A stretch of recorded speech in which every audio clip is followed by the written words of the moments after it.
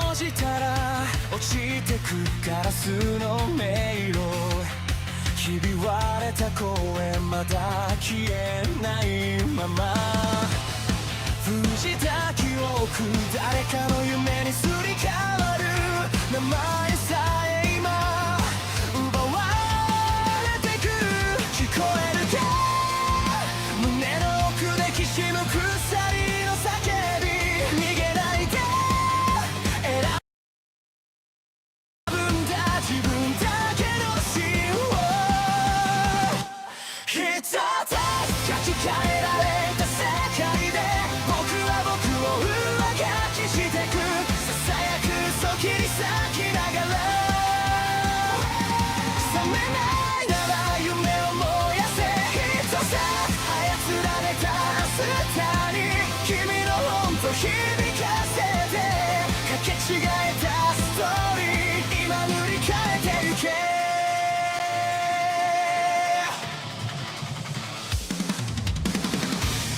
黒いタイピング運命にコードが刺さる、笑うシステム感情を食らう、震えた指でログアウト先を探してる、でも君の手が確かにここにある、忘れるな偽物でも選ぶ痛みはリアル、奪えない願いだけが最後のパスワード、一つ書き換えられた世界で僕は僕を上書きしてく、ささやく嘘切り裂きながら、覚めないなら夢を燃やせ、一つ操られた明日に君の本と響かせて、かけ違えたストーリー今塗り替えてゆけ、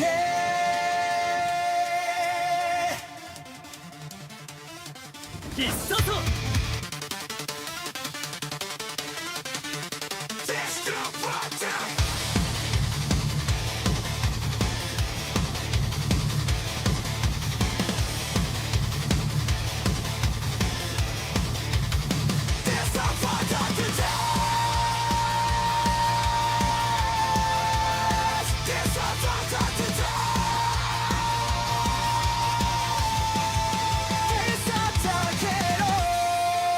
君の声で暗いスクリプトを壊して、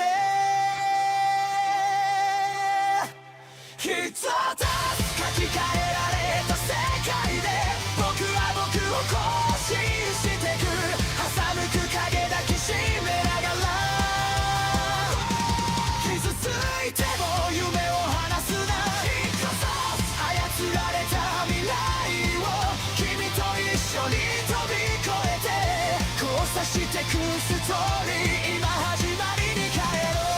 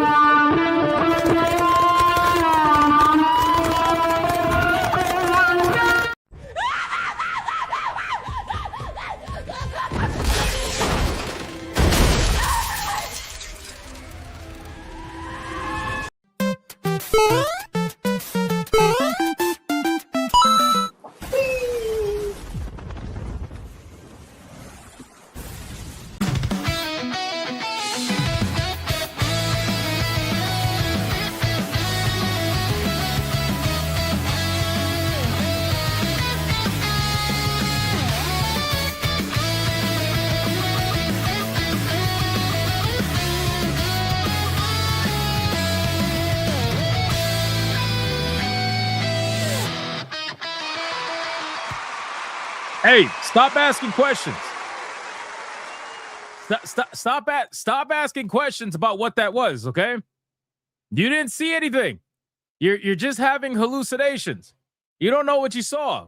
Welcome to another episode of Hypnocast. That's right. We are live, boys.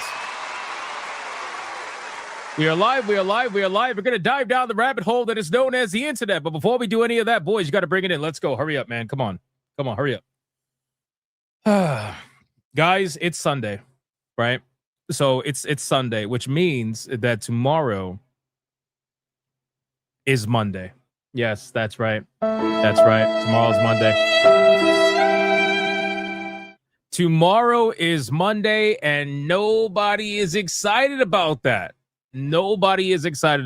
So what we need to do is we need to hug it out and get all of ourselves prepared for the terrible day that is known as Monday. All right, by hugging it out today on Sunday. Boys, you got to bring it in. Let's go. Stop saying no.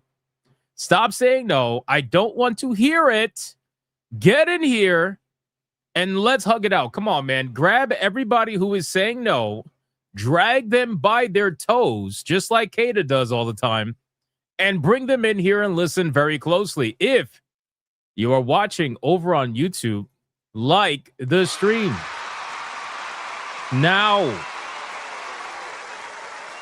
Now, if you're watching over on Rumble, like the stream. That's right. And if you are watching anywhere else right now, that means that you too are probably going to be somebody who's going to royally screw up your super chats tonight so that your super chats don't count in today's brand new waifu battle tournament.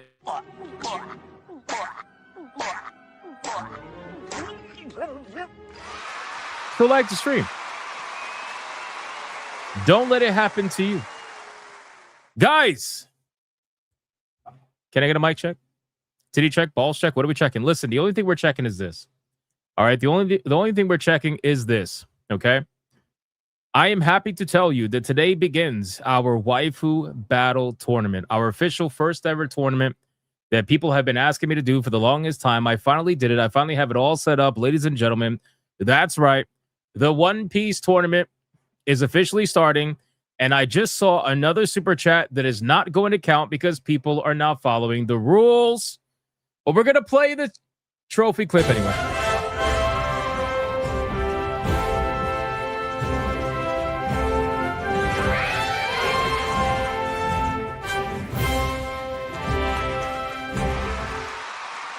That's right, boys. The waifu battle tournament, man. We got 16 waifus that are battling it out officially. God damn it, this stupid thing. Why is it doing that? There we go. 16 waifus that are battling it out officially for supremacy over at the waifu battle tournament, man. Hold on. Let me bring it up on my other screen. Maybe it'll look better. Let me see. It probably will look better. Let's see. There we go. Nope, same thing. All right, it's fine. Whatever. Felt it. Anyway, guys, in case you guys are not aware of who's participating in the next couple of weeks of this waifu battle tournament, I got all the names here ready to go, man. Today's battle is going to be the top left on the screen, which is going to be Boa Hancock versus Raiju Vinspoke. All right, but we do have Viola, Perona, Khalifa, Yamato, Monet, Nico Robin, Nami, Makino, Ulti, Charlotte Pudding, Hina, Koala, Uta, and Nefertari. Vivi. Every single one of them are going to compete. They're going to compete in the One Piece waifu battle tournament, which should be a pretty good time. And why is Sonya not a competitor? Because she's not from One Piece. God damn it. But yes, we're gonna have the first one today, boys. And the first one today, as I mentioned, is going to be, let's bring them up on the screen, boys. We're gonna do this all stream long. That's how it's gonna be. We're gonna do it all stream long. Pause, by the way. Guys, that's right. That's right, boys. We got Boa Hancock versus Raiju Vinspoke. And what I'm going to be doing is that, because this is a battle between who is your favorite waifus, not who do you want to fuck, people. I'm just going to use their original, or as close to the original as possible. pictures from the anime / manga so that nobody can fucking complain that they don't look like the waifu. All right. So I'm sorry. It's just going to have to be what you're picking in terms of your favorite waifu, not who you want to bang over a railing. You understand? You understand? All right. Well, that's what it is. Guys, the rules are very simple. Okay. I don't understand how people are messing up these rules. All right. I put it in the pinned comment. Make sure you read the pinned comment, but it's very simple. Any super chat that you want to count to the actual battle, Odin Dark fucked up again. Everybody's fucking up. Is it because are people just incapable of using the hashtag? Like, what's going on here? Guys, in order for your super chats to count, you have to start it off with the hashtag. There's topics, right? Is this stream? No, of course there's fucking topics. I put topics in the title of the stream. Why would I put topics in the title of the stream if there wasn't topics? Guys, you have to put the hashtag and then the waifu of your choice, the name. You don't have to put the full name. You could just do the first name, okay?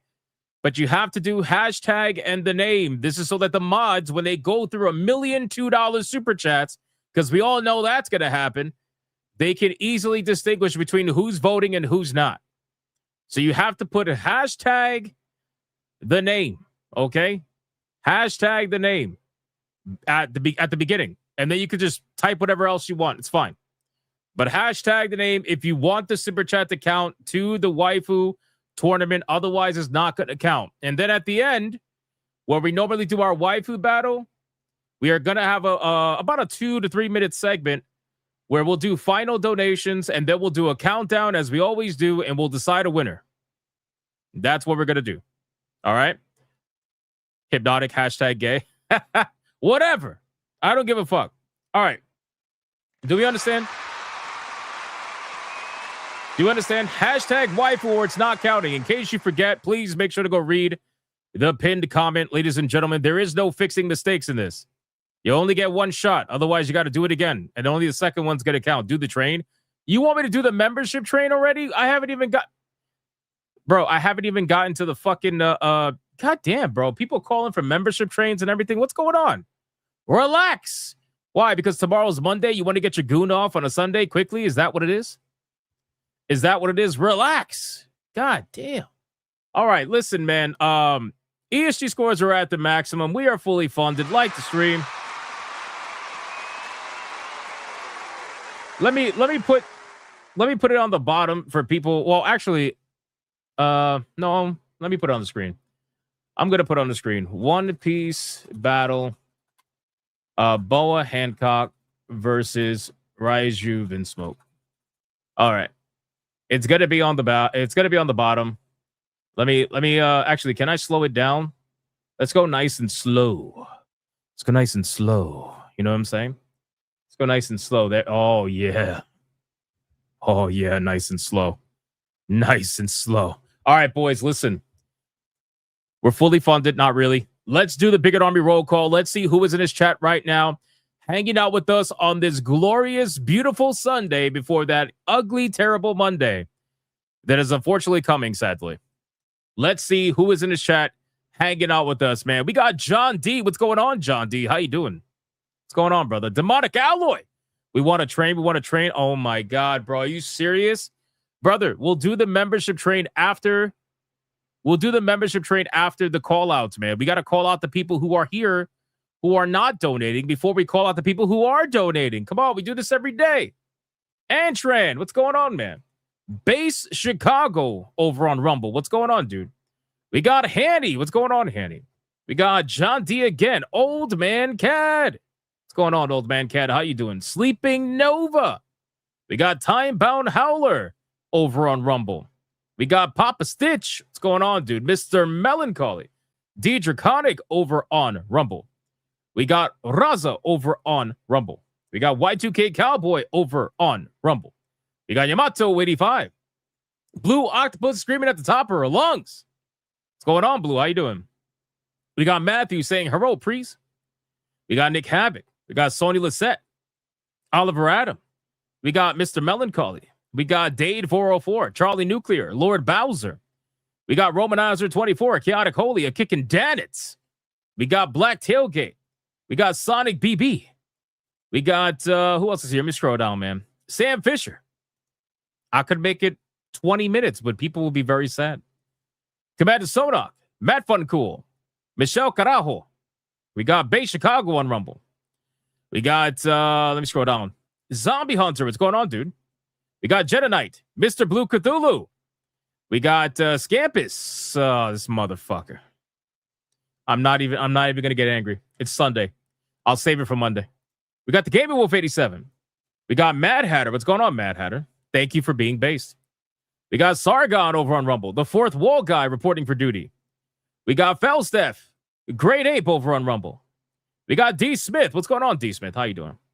We got Darkwind 25. I'm here working on Scrooge's video and Retro Rewind. Nice. Is it a good game? Cliff 420. What's going on, man? Matthew Watson. Currently getting 420 started a little early. Of course you would. Of course. We got Timothy. We got Odin Dark. We got Clip D Rice Raid Fanfics YouTube. Genetic Spore over on Rumble. Lying to the people over on Rumble. It's crazy. Phil Espa. No. Sanguine. Enjoying Crimson Desert and Pragmata. That is a lot of video games. Holy shit. Very busy. Tanya Raven. King Demon Wing. Piplup. Username on YouTube. That is the most impressive username I think I've ever seen. Username on YouTube. That is like, bro, the creativity behind that is just exquisite. It's exquisite, man. You love to see it. All right, 4 more people. Then we got to get on with the show, man. We got Death on a Trike. What's up, man? We got Panther. Just got here. Missed all the hugs. Listen, everybody go tag Panther right now. Because for some reason, he thinks that he could talk after the hugs and not going to get a hug. Let's all prove him wrong.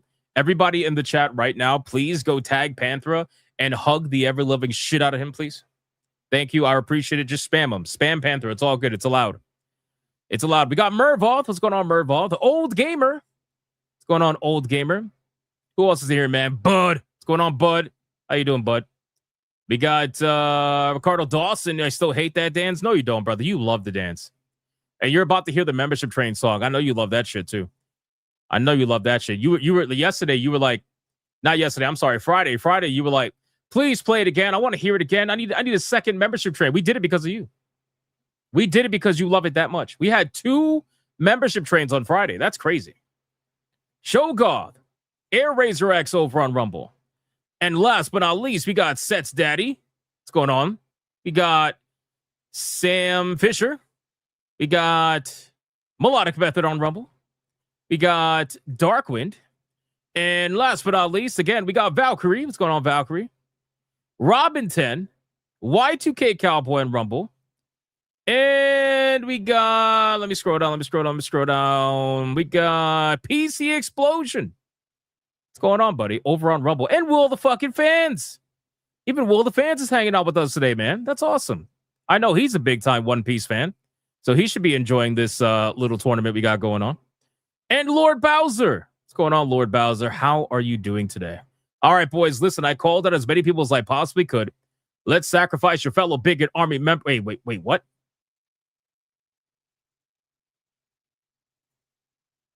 Bro.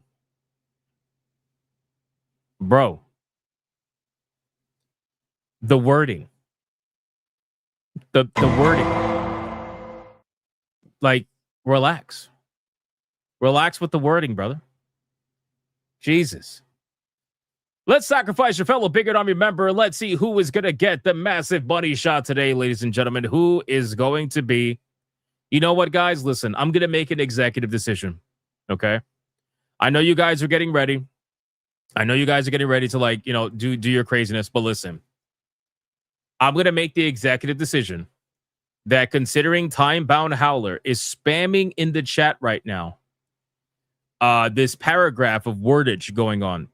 He's spamming it on YouTube and on Rumble, like nonstop. I think that we can blast his face, right? We could blast his face, and then we could time him out for like 1 minute. How's that sound? How's that sound? Congratulations, Time-Bound Howler. You're blasted and you're banned for 1 minute.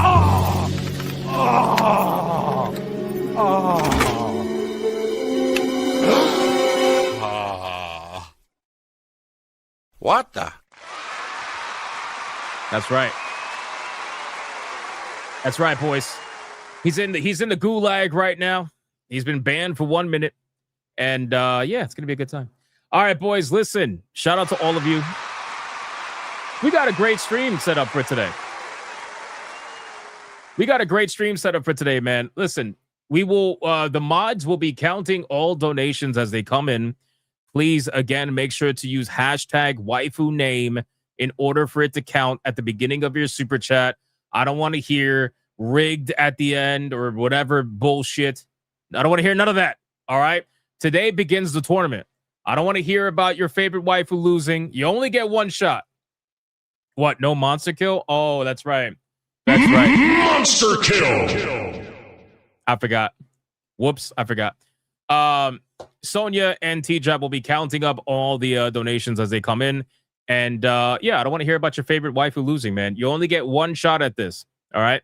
One shot in this battle. Otherwise, she's felt it. There's no coming back. That's it. All right. This is for the entire year, 2026. I'll have a waifu tournament for franchises probably once a year or once every other. I don't know. It depends. We'll find out. Depending on how people like certain franchises, we'll see. But we'll see how it goes. Why is TJAP throwing chocolatas in the chat? What the fuck? I would have expected that from Sonya. Anyway, guys, we got a lot we got to talk about today. Slay the Spire 2 is being review bombed again. Yes, ladies and gentlemen, again. They are being review bombed again. Slay the Spire 2 had a situation that we talked about, I think it was like a month ago or so, maybe a little bit less than that, where they got review bombed by the Chinese players because apparently they weren't happy over some of the changes that happened to the game, even though, again, keep in mind, this is an early access video game.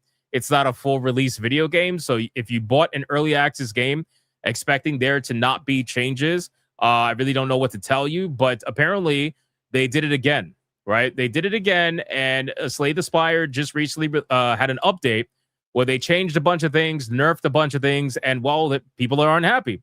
And the Chinese are review bombing it yet again. It's actually pretty insane. So we're going to talk about that because we talked about that also during like the Wu Chang Fallen Feather situation. I mean, it's fucking insane, really. But we'll talk about it. We'll see if there's anything more to that.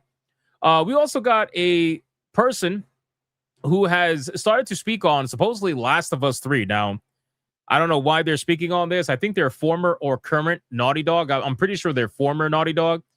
And apparently they leaked or are talking about potential ideas that Neil Cuckman was throwing around when it comes to The Last of Us 3. And some of those ideas are honestly so fucking mind-blowing that I had to talk about it.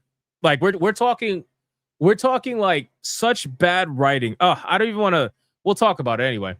We also got Xenoverse 3 confirmed for all my Dragon Ball fans out there. We already knew from the rumors that Age 1000 was going to be Xenoverse 3. Well, now we got the confirmation that it is in fact Xenoverse 3, and we also got a release year. I don't think we have a release date, but we have a release year. So that should be pretty fun. So we're going to go over that as well, ladies and gentlemen. And plus, we got so many small stories. It's insane. We got Resident Evil Requiem, potentially hinting at a Mercenaries mode. That's going to be interesting. We got Elden Ring news in terms of the Nintendo Switch 2 again. We got, what else? Some additions to Dragon Ball Fighter Z. We got that Pal World story we got to go over with Picmost being removed from Steam. We got a lot of shit, man. We got Ubisoft news. They're getting felted left and right. Far Cry's in development hell. Splinter Cell remakes getting delayed. All kinds of shit, man. We got a brand new Assassin's Creed Black Flag that was officially confirmed. They called it Resynced. Tons and tons and tons of shit to go over today, ladies and gentlemen. Oh, and better yet, we got a lot of Pragmata nonsense. We got a lot of Pragmata nonsense, ladies and gentlemen. It's going to be a great time. So, boys, before we get into any of that, man, before we get into any of that, should I do the membership train? Should I do it now? Should I just get it done and over with? One membership train only. That's it. None of this like, give me 2, give me 3, like on Friday. No, man. One membership train. And then we're going to get into the pre-stream legends. I'm going to do the pre-stream legends right after the membership train. That sound good? That sound good? Y2K Cowboy says the gay tards cometh. What? The fuck? Hop on the hypno train, baby. Oh my god. Stop it. Stop it. Air Razor X says, guys, can we have 0 membership trains? Oh wow. Oh wow. That's crazy, brother. That's crazy. Watching content for free and then encouraging people not to donate to the stream. That's crazy work. That almost makes you want to have 3. That kind of makes you want to have 3. But no, we're only going to have 1, boys. I don't want to annoy Air Razor X too long. I don't want to annoy him. I want to get him to his free content ASAP. All right, we ready? Are we ready? Membership train? Fuck it, man. Let's go. Then we get into the pre-stream legends. We got to thank the people that take the extra step. Ladies and gentlemen, get in here. Aboard. Care if you don't like the dance. I don't care. Get in here. Hurry up. First spark, first flame, name after name, rushing down the frame. Midnight code, Hypnocast alive, every little badge like a battle. Rumble throw membership. Thank you, Melodic Method. Every ping's a promise. Black Tailgate, thank you. From the lurkers hiding in the shadows. Are you fucking kidding me? Ride the membership train. Let it roll through the night unchained. Jesus. Gifted heart, every flashing name. We ascend on the membership train. Oh my God. Side by side, we're breaking Bronson with 5 on the Rumble. Y2K Cowboy with 5 on the Rumble. The Elvis. The Elvis. We are Hypnocast. Membership train. 0 is Leaping Nova. Jesus Christ, what the fuck? Oh my God. Did you guys hear me screaming at the top of my lungs during that whole shit? Bro, oh my God, man. What the fuck? What the fuck? Oh my God. Kicking Dadits with the membership. Angmar with the membership. That song is a banger. Thank you. I appreciate that. Mad Hatter. Oh my God. Oh my God. Demonic Alloy says again, no. No. No. We only need 1 membership trade, man. Hold on. We got to catch up on all this. Hold on. Oh my God. Oh my God. Oh my God. Oh man, cat. It's still going. The music's over. The music's over. Why is it still going? Why is this? You know what? Fuck it, man. Ladies and gentlemen, fuck it. Aboard. Fuck it. Fuck it. One more time. This is for Air Razor X. One more time. One more time. First spark, first flame, name after name, rushing down the frame. Midnight code, Hypnocast alive. Someone just dropping titties in the chat. Like a battle cry. I see the counter climbing. Tick, tick, tick. Every ping's a pro. Jesus Christ. Oh my God. Oh my God. Ride the membership train. Let it roll through the night unchained. Every gifted heart, every flashing name. We ascend on the membership train. Side by side. Y2K Cowboy 10 memberships on Rumble. Oh my God.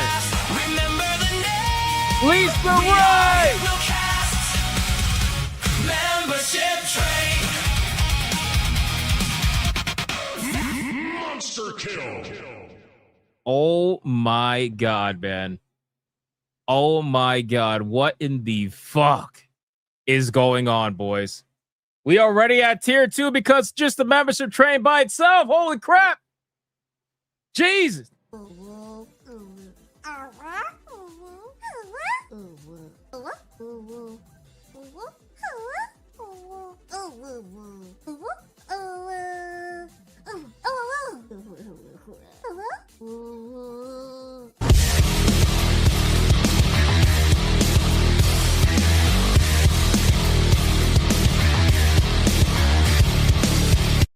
Shout out to every single one of you, man. Holy shit.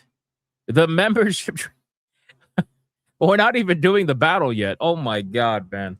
That is absolute insane support. The level of green is fucking wild. We got to get into the pre-stream legends, boys. Starting us off, man, was a kickin' Danitz.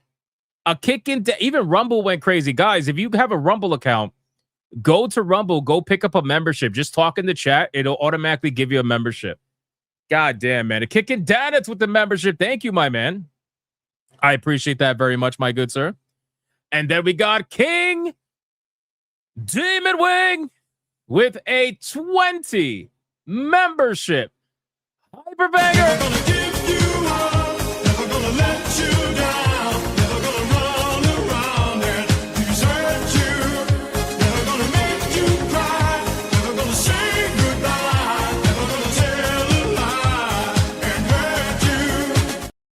And considering that's the first one of the stream, you already know what that means.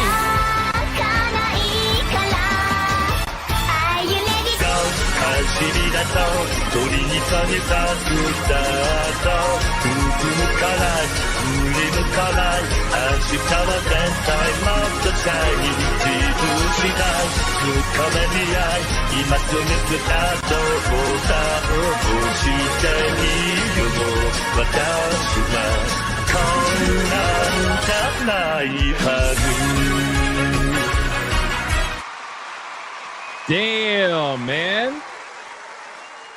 Yo, what a crazy stream this is, and it's only Sunday. It's only Sunday, and I already know what this man wants, man. He told me ahead of time, and even if he didn't tell me, I would have already known anyway. It's a Red Boy Hyper Banger, bitches. Let's bring the ladies in.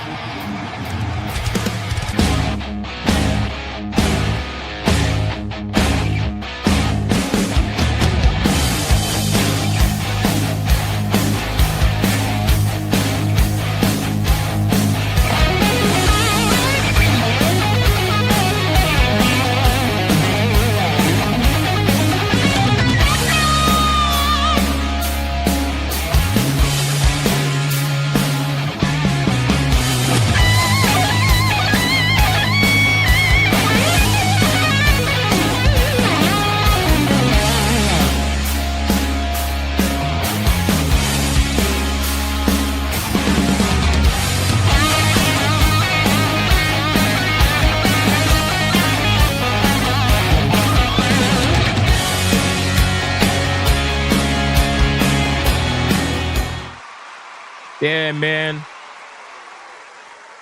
King Demon Wing, you are what the kids call clip maxing, right? Like that's what we discussed on SNH this Saturday. Just add maxing to any word you want. This guy's clip maxing, man. Holy shit. I'm gonna give you your other clips in a second, my man. El Mervoth with a 5 says Boa doesn't count. She can play with my Hancock. Got that bad joke out of the way. Also review bombing. Seriously? Such immature people. They are. And we're going to talk about it tonight. Mr. Melancholy 149 Super Sticker. Thank you, my man. Appreciate that. Mervoth with a 5 for hashtag Boa Hancock. That does count. And he says there, enjoy the 5 bonus from before. Listen, man, I put the rules out before anybody donated. I don't want to hear it. I put the rules out in all caps on a pinned comment. It's in the gold comment. It's in the poll. It's in 3 different locations. I don't want to hear nothing. But thank you, brother, for the 5. Appreciate it. Odin Dark with a 2 for the Queen. Boa Hancock doesn't count. Pimple up with a 2. Hi, Hypnotic. I'm currently playing Mouse PI for hire now. Yes, nice. I'm kind of thinking about playing that tonight. I don't know. I wanted to take a break, though. I wanted to just take the weekend and then, like, just come back strong for the next 5 days, Monday through Friday. But I don't know. We'll see. I really want to play Mouse PI for hire. Odin Dark with a 5 says Boa Hancock does not count again. Quite unfortunate. Thank you, sir. We got Mr. Melancholy with a 2. Hashtag Boa Hancock. She's tall and all the equipment. Well, there you go. I appreciate it. That does count. We got Bioti Wolf with a 2 for hashtag Boa. Don't tell me how to goon. I won't. But that does count. Odin Dark with a 5. Hashtag Boa Hancock. Hashtag Hypno's gay. It does count. Speedy Cake with a 10. Hashtag Boa Hancock. For you, tomorrow's the worst day of your week. But for me, it's only a Tuesday. I appreciate that, man. Thank you so much. And then we got, holy shit, this membership train, guys. You guys ready for this? Look at this, man. King Dimmy Wing, I'm going to save yours for last because yours is crazy, man. We got Black Tailgate with the membership. Scrap Gamer with the membership. Zeroist with the membership. Sleeping Nova with the membership. A Kickin' Donuts with the membership. Angmar with the membership. Mad Hatter with the 10 membership. Banger.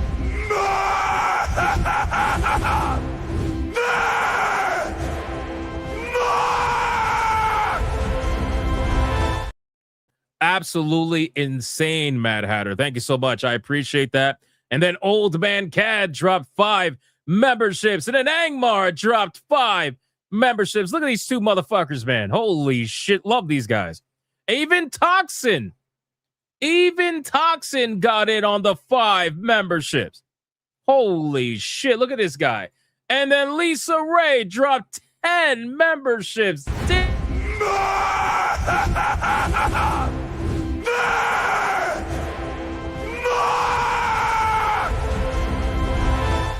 Shout out to Lisa Ray with that 10 membership mega banger. I appreciate that so much. Thank you. And then we got Kratos Snape with a 5.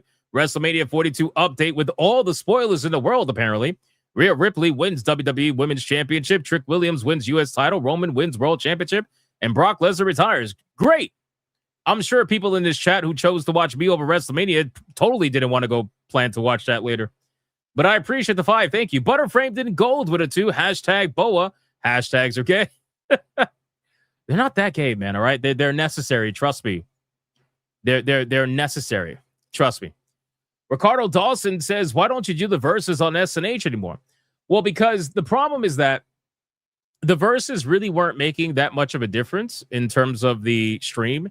And unfortunately, it gets a bit chaotic to sift through all like the $2 super chats from people who have questions versus like the donations for the actual champion at the time. It's just, it was chaotic. It was chaotic. I'd rather do it on a solo show where I can control the ebb and flow of time and I don't have to worry about other people who are on the show not getting to say anything because we're so busy catching up on super chats, right? Like it's an immense amount of super chats that come in during SNH and the battles just made it even worse.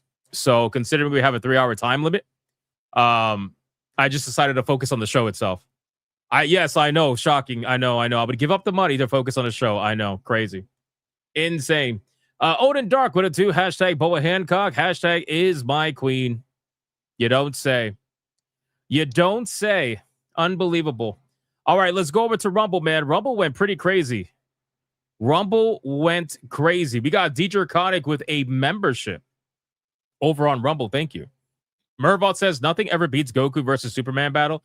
I know. I wanted to do more battles like that, but just unfortunately, we really can't do it, sadly. You know, if I was doing a panel stream every day, 7 days a week, and, you know, we had consistent counters and stuff like that, and it was way more people on the show doing that, it would probably work, but I just can't do it, you know, unfortunately. But again, solo show, it's fine. I can control the flow of time. DJ Conic with another membership. Thank you, sir. Appreciate that. Y2K Cowboy with the membership on Rumble. Thank you so much. Appreciate that.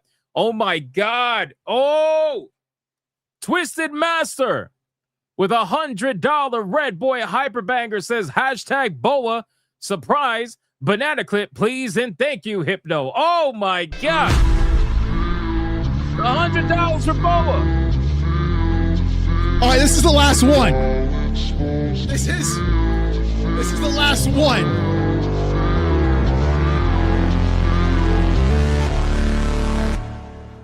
I hypnotic, hypno, yeah,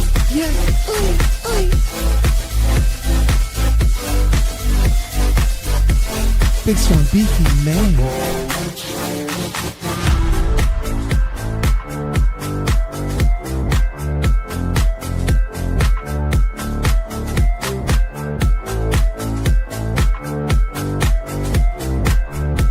Got that book, see, ready to pop.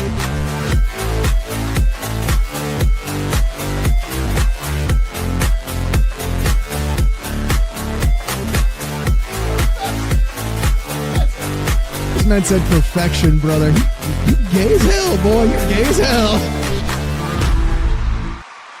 Shout out to Twisted Master. See, the good thing about these stream long battles is that whenever we get a red boy like this, it doesn't mean that it's the end of the world, right? Because people can get together throughout the next few hours and try to come back, so to speak, right? Hypnotic, you need help. I did not ask for this clip. Twisted Master donated $100 red boy and wanted the clip. All right, it's not my fault.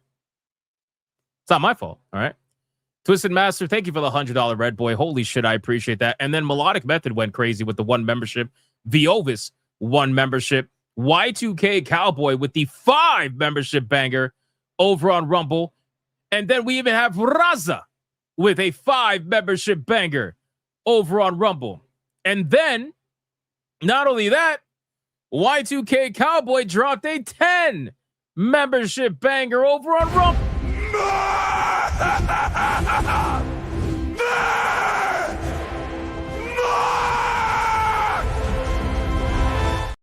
Holy shit, man. Like I said, if you guys have an account over on Rumble, go grab one quickly. Go grab a membership. I'm sure there are some that are floating in the chat. And then DJ Conic with a 5 says hashtag Boa Hancock.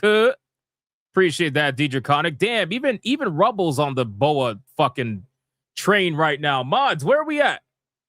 I know we got $0 for Raiju. I know we got $0 for Raiju right now. But before we get into the topics, mods, where are we at, man?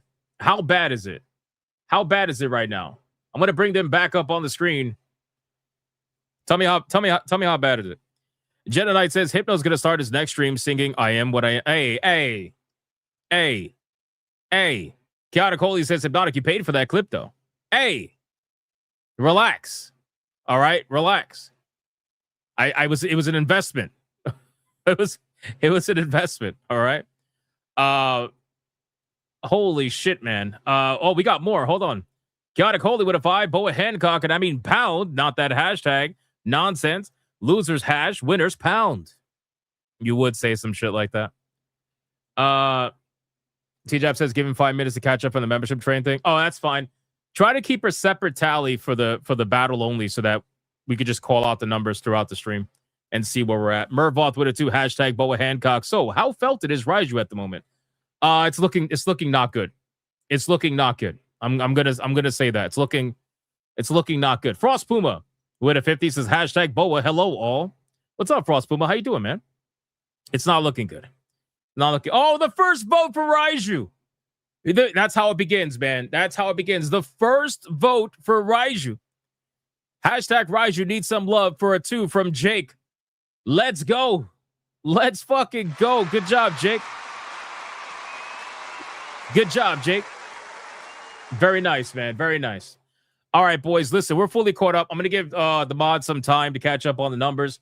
In the meantime, guys, let's get into the topics. And like I said, throughout the entire stream, your votes can count to either waifu. So please make sure that you guys let me know which one that you're voting for. And then towards the end of the stream, we're going to have a final, 2-3 minute battle with a countdown like we always do every single night.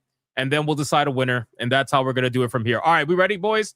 Listen, I saw one of the coolest things ever, and I had to bring it to you. All right? We're going to start off with a very wholesome, cool video. Apparently, there is a YouTuber that designed a actual working Yu-Gi-Oh! Battle system that summons 3D monsters to fight when you place your cards down.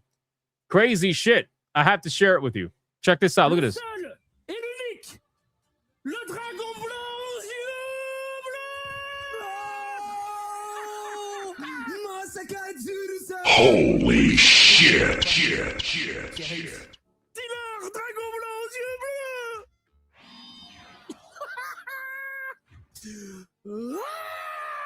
C'est que quand je pose la carte, ça change de scène et que là, vous voyez la carte sortir, qui me permet donc d'avoir les mains libres quand j'invoque un monstre et automatiquement. Oh my God, that's so sick. Et ça revient une fois l'invocation finie. So you're probably asking, how is he doing this? You call BS? No, it's not. So how he's doing it is they programmed over 3,000 cards. The cards have chips on the back of them. He's going to show you in a second. Watch. J'en suis plutôt content parce que ça va me permettre d'avoir un live dynamique. Bien sûr, vous doutez que si j'ai des lecteurs dans le tapis, eh bien j'ai des puces dans chacune de mes cartes. You see? So there's a very, very flat little chip on the back, right? There's a flat little chip on the back that is programmed with that particular card.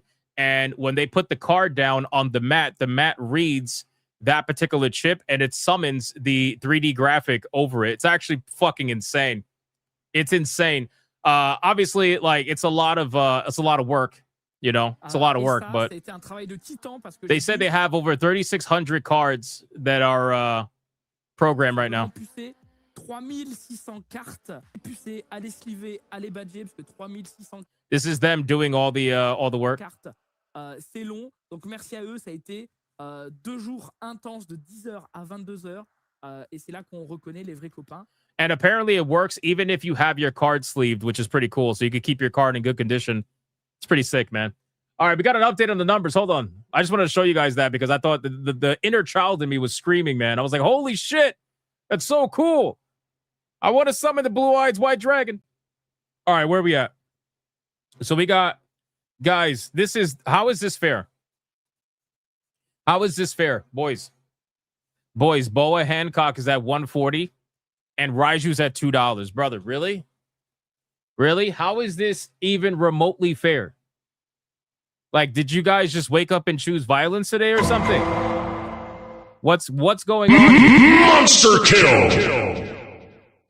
Raiju is not a bad waifu, bro. Come on, like what are we doing? She's not a bad waifu. I can't wait to see Boa get her ass kicked later down the line. If this is what we're doing, that's crazy, man. I'm sure somebody's gonna come in and try to save the day for Raiju. Somebody has to want to troll these Boa fans. Somebody. I don't know who, but somebody. I don't know. We'll see, man. Hey, I saw Camelot in the chat. Where's he at? Where's that magical motherfucker? Look at where's he? Where's Camelot? Where's Camelot? Look at this. Camelot 331 says hypno, hypno, hypno. He's singing the song that Oh No, It's Alex was singing. Shout out to Camelot 331. How you doing, brother? Hope you are well, my man. All right, boys. Let's get into some more content. Let's X that out really quick. Guys, I'm gonna save the Pragmata stuff for a little later. I was gonna get the Pragmata shit over with, but I'm gonna save it for a little later. Let's get into the Ubisoft news. All right, because we got a couple of announcements for Ubisoft. Okay, so number one, Ubisoft has announced that Assassin's Creed Black Flag Resynced is officially a thing. This is a video game that every single one of us have known about for like ages. By the way, we've all known that it's existed for the longest time. But regardless, here we are, right? So Assassin's Creed Black Flag is officially announced. And it's one of those things where I don't know if anybody that's actually excited about this, considering that, you know, the idea of a remake from Ubisoft, I don't really think excites many people because apparently it's a full-on remake. It is not a remaster. So you already know where that's going to go. But anyway, here's some details, right? So Assassin's Creed Black Flag Resynced details. The reveal is set for April 23rd at 12:15. It's current generation only. It is a full remake, not a remaster of the game. You can now have a pet on your ship, which is a cat or a monkey. Improved underwater exploration. Tons of new content and story additions. New officers, crewmates, quests, chapters like Maroon and Kenway's backstory. Built on the latest Assassin's Creed engine. You know, the one that made all those glorious cutscenes that are in Assassin's Creed Shadows that are totally not fucked up and wonky in any way. Yeah, it's on that engine.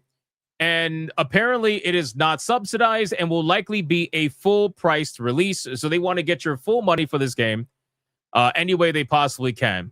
All right, here's the first images for Assassin's Creed Black Flag Resynced. Now, listen, I like Black Flag, okay? I really do.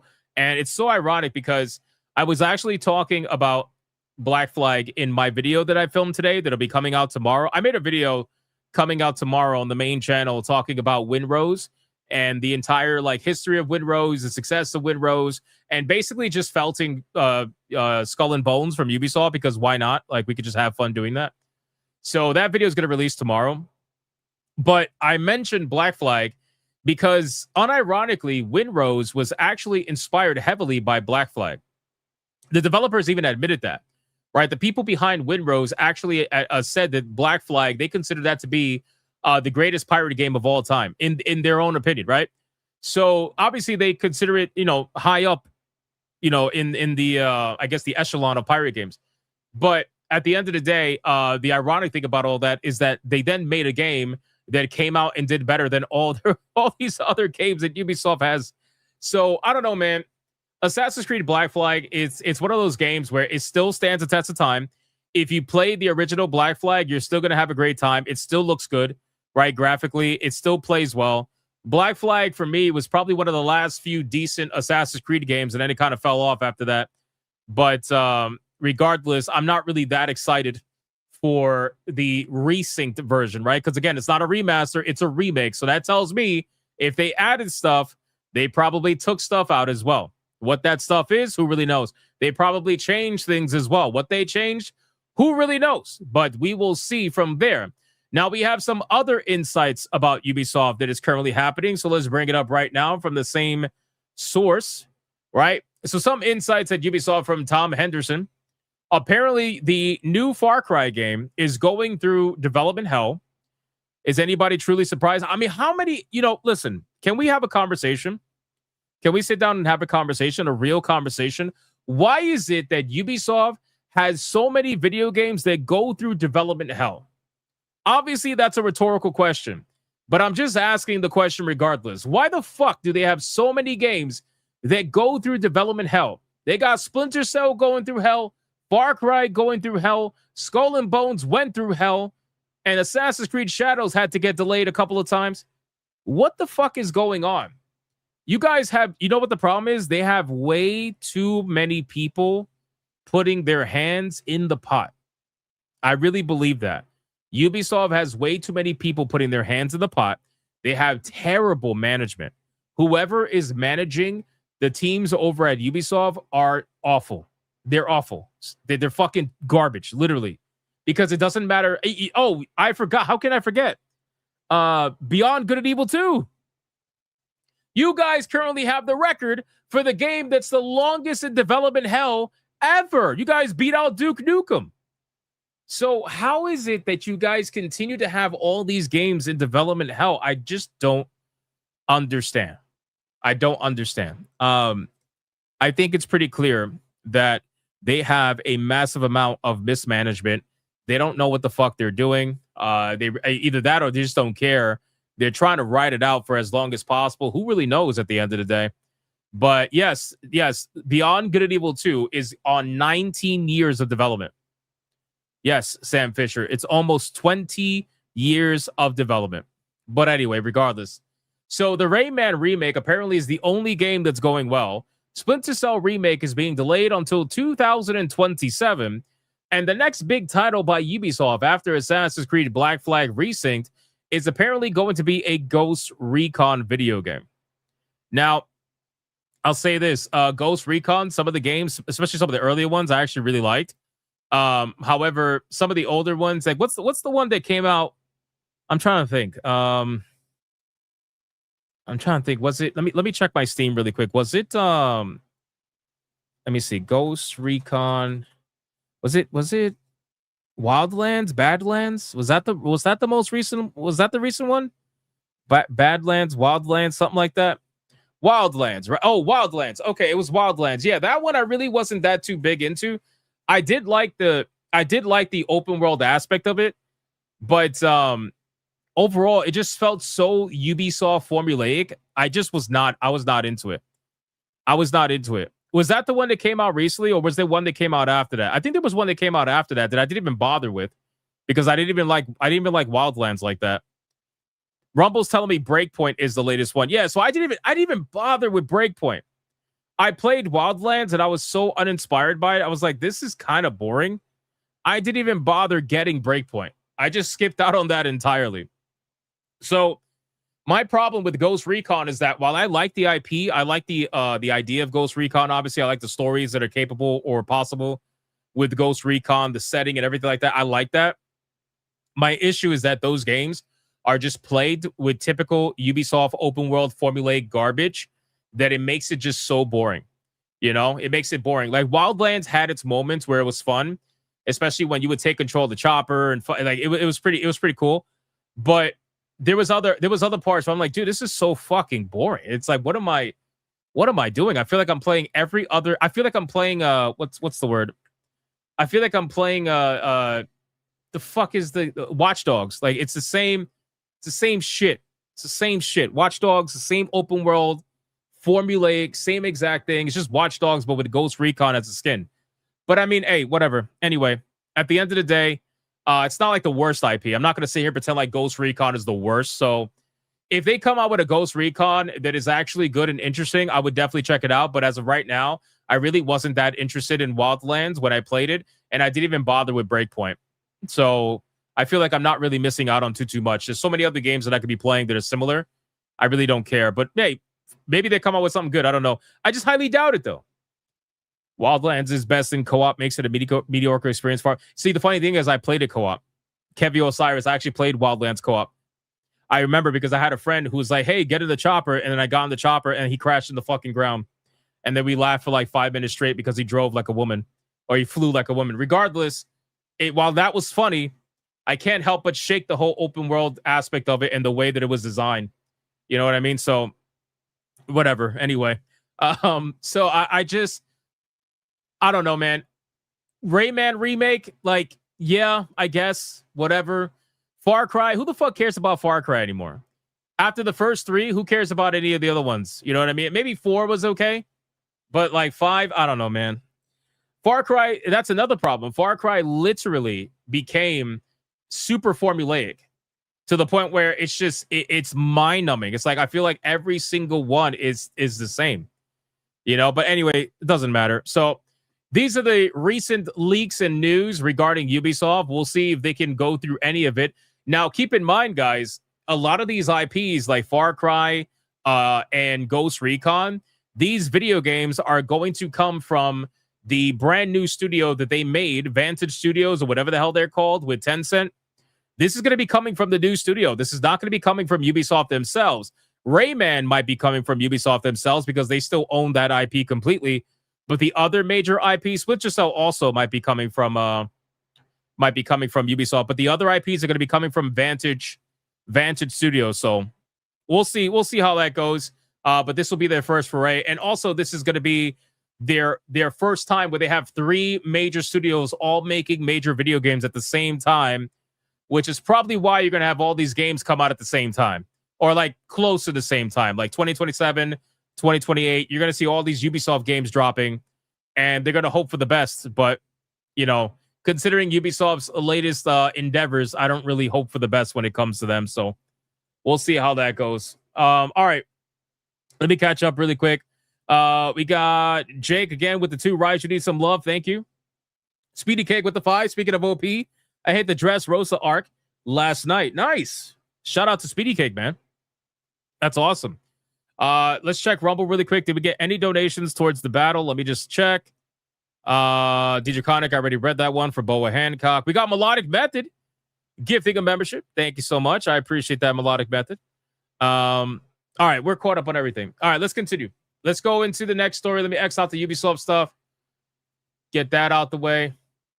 Guys, we didn't get to talk about Picmos, so we're going to talk about Picmos today. So if you guys don't know what Picmos is that video game that was essentially, allegedly copying Palworld. Now, the Palworld developers have openly come out and said they don't care, right? And I feel like they kind of forced themselves into that little bracket of not caring because, quite frankly, they have to say that because they're getting sued by Nintendo, and they want everybody else to not say that it should, that shouldn't happen. So, Picmos was a video game that was being made and it was going to be released on Steam.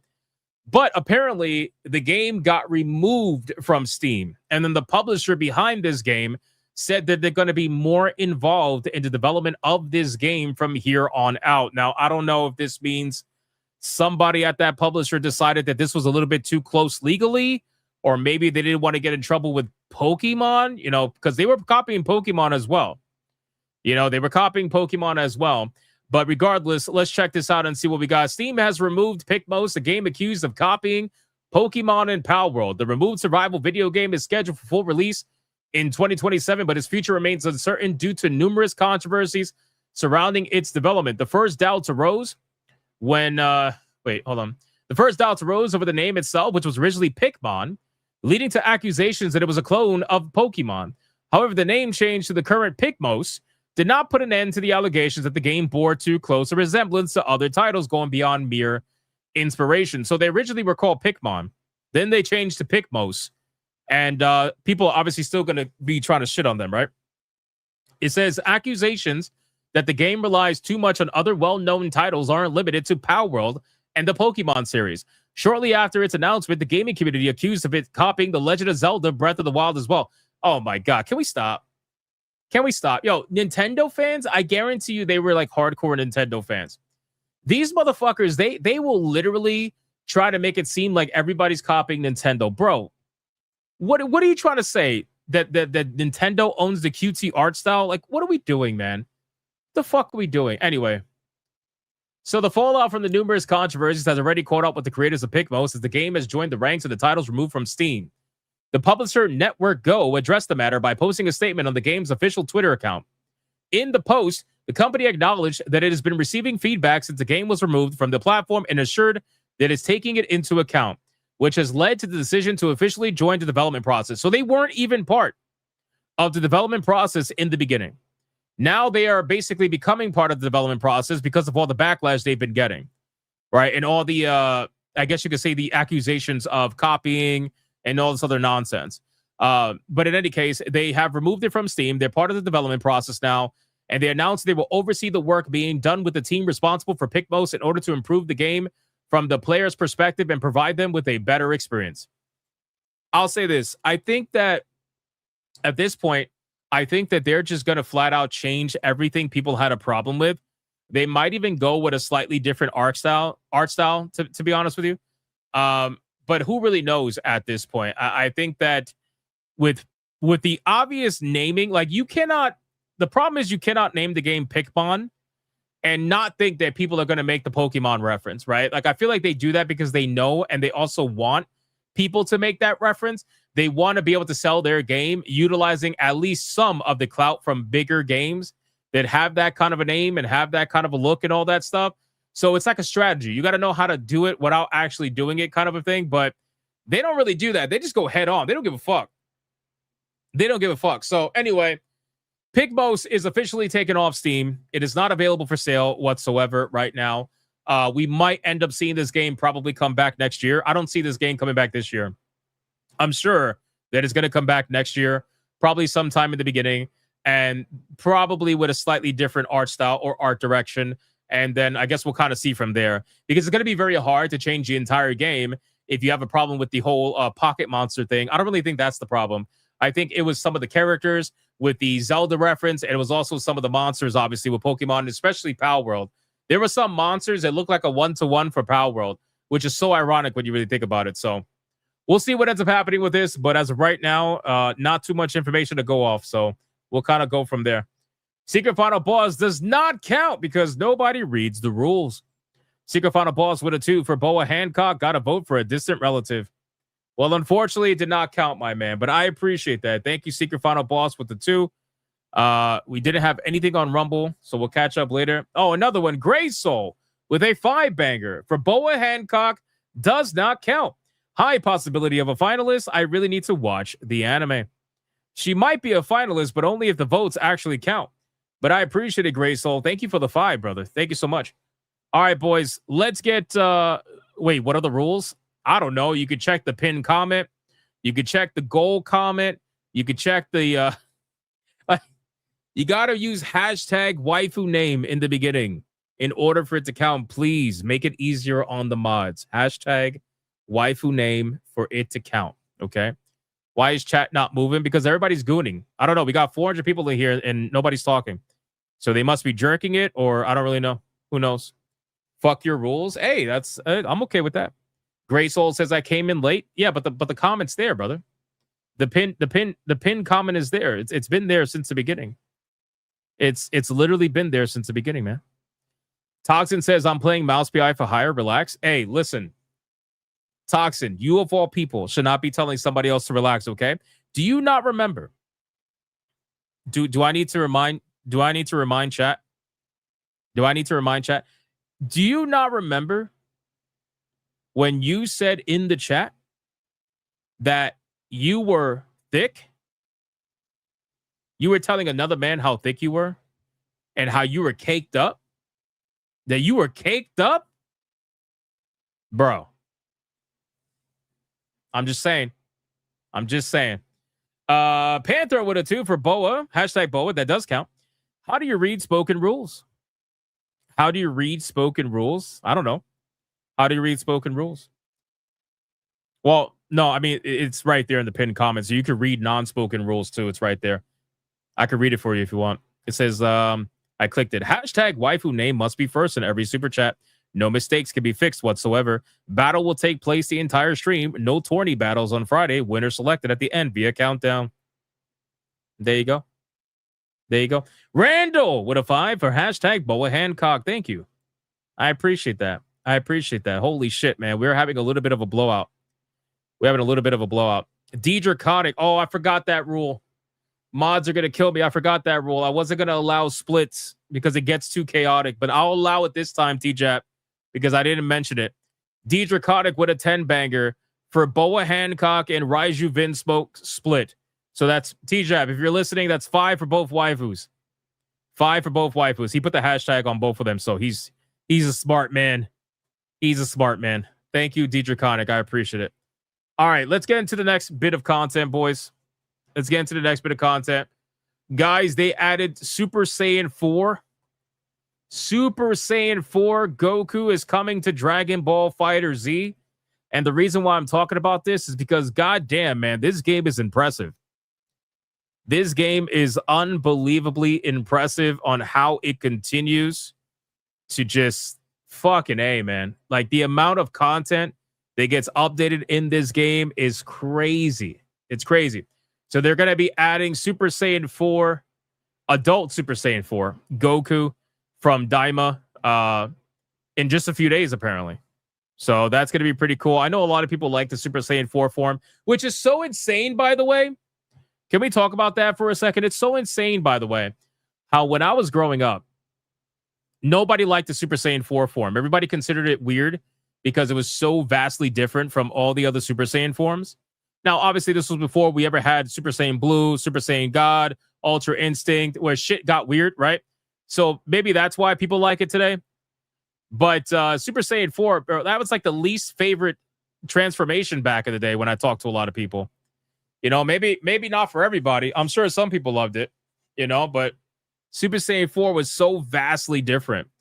You guys remember back in the early days of the internet how there were so many of these fake Super Saiyan forms that would always be spread around the internet? Remember like Super Saiyan 5 and 6? They had like silver. I think Super Saiyan 5 had like silver hair, long hair, or some shit like that.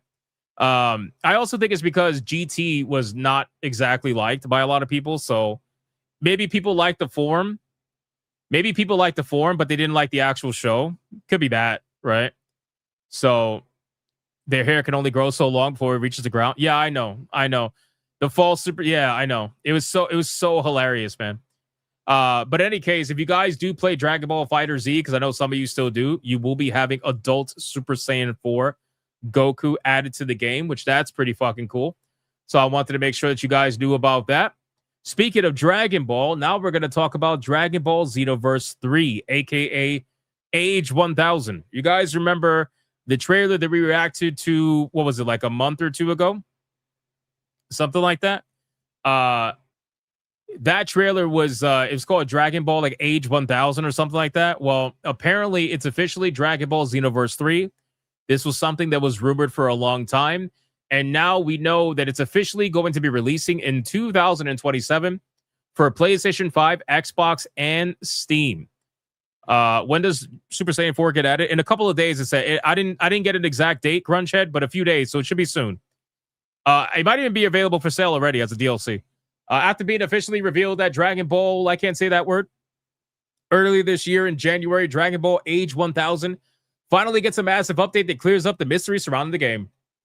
The original teaser for the game gave fans little to chew on other than the fact that it had been in development for years and that Akira Toriyama designed both the new main character and the game's lore. For anyone familiar with Akira Toriyama's original sequel to Dragon Ball Z, Age 1000 was a major year in Dragon Ball Online's timeline, suggesting that the game might be connected to the lore that Toriyama wrote for Dragon Ball Online long before Dragon Ball Super. Dragon Ball Games Battle Hour 2026 has officially revealed that Age 1000 is none other than Dragon Ball Xenoverse 3, and that the game will indeed be incorporating Akira Toriyama's vision of the Dragon Ball timeline's future. So that's going to be pretty cool that they're actually including something that Akira Toriyama heavily worked on. RIP to Akira Toriyama. But yeah, I'm excited for this. I think this is great, and I'm ready, man. I'm absolutely ready. Yeah, Akira Toriyama, RIP to the GOAT, man.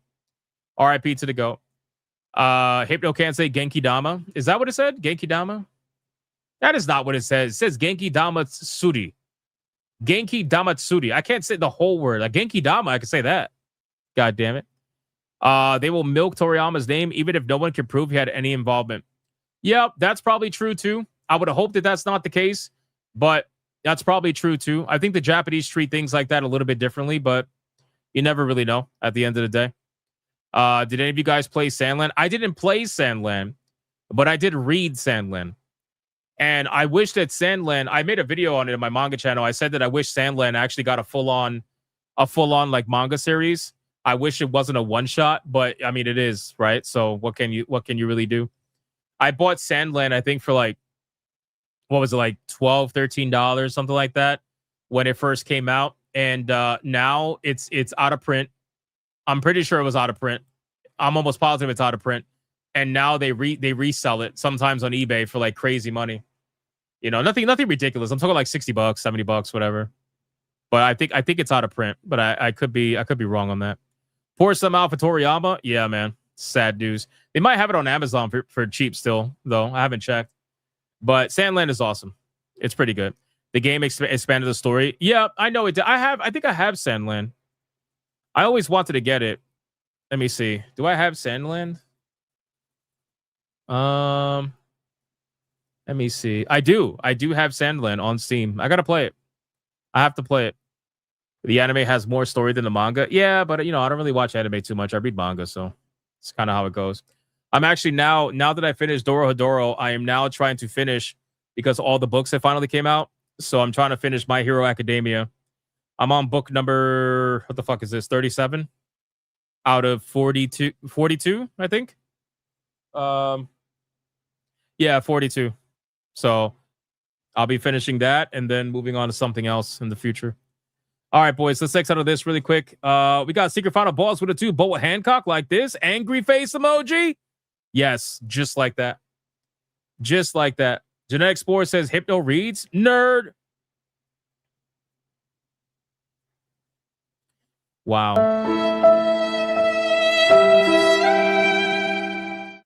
Thank you. Thank you for that. Look at this. Wow. Wow. Appreciate that. Let's continue. Wait, Rumble. Anything on Rumble? I read the Draconic Split. That's it. All right, we're good. Let's keep going, boys. Let's keep going. Where are we at? Where are we at? Oh, really fast. Really fast. Apparently, there are like 5 things you could get for free on Steam right now. Apparently. I don't know if it's still available. I think they are. I think they are. Apparently, these games you could get for free. Stickman Killing Zombie until April 19th, 12 p.m. Central. 9 Hells until April 20th. Uncanny Tales Cold Road. Legend of Keepers Career of a Dungeon Manager. And Cthulhu the Cosmic Abyss Sanity Skin Pack. So apparently you can get all these for free on Steam right now. So I'd probably screenshot this if I were you. Check your Steams and maybe add it to your libraries. If you want. Random video games you could get for free. Can never turn that down. Okay, let's talk about this. Apparently there was a recent Resident Evil leak for Resident Evil Requiem, where there is talks about them potentially adding a mercenaries mode to Resident Evil Requiem. So let's see what's going on here. Mercenaries mode first debuted in Resident Evil 3 Nemesis in 1999 and saw players facing hordes of zombies and other bioweapons in time challenges. While each iteration of Mercenaries mode in Resident Evil history has varied slightly and often differing based on which playable character is chosen, it has been widely considered to be one of the best minigames in the series. As such, it would come as no surprise to see the iconic mode making a triumphant return in Resident Evil Requiem, and they may already be early clues of Capcom's desire to bring a mercenary modes back to the game. Now, I know a lot of people would probably end up playing mercenary modes, to be honest with you. Myself included. I think that would be pretty cool to see in Resident Evil Requiem. Data mining by Surkov has revealed several unused audio tracks hidden within the Resident Evil Requiem game files, including one track that contains clock-ticking sounds reminiscent of the countdown indicator in mercenary modes. Audiences have already marked their calendars for a Resident Evil Requiem update coming in May, which game director Koshi Nakanishi teased as a surprise minigame. At the time of that initial announcement, players had already assumed that Nakanishi was perhaps referring to Mercenaries mode, and now the audio track discovered by Surkov has further bolstered the belief that mercenary modes may be on the way to Resident Evil Requiem sooner than expected. I think that'd be pretty sick if they actually come up with this, to be honest with you. I'm still working through Mouse PI for Hire, but can't wait to play Pragmata. Nice. I'm going to end up playing that game too. I got to get through a couple of games first. Akipapi says, I say 9 times out of 10 because, for example, the anime 1,000-Year Blood War expands on the manga counterpart, making it the superior source. Yeah, that makes sense. Resident Evil 4 Mercs was peak, even the remake. That's fair. Tiger King came in. He came in sweeping. He's like, I despise Resident Evil 9. Let's fuck.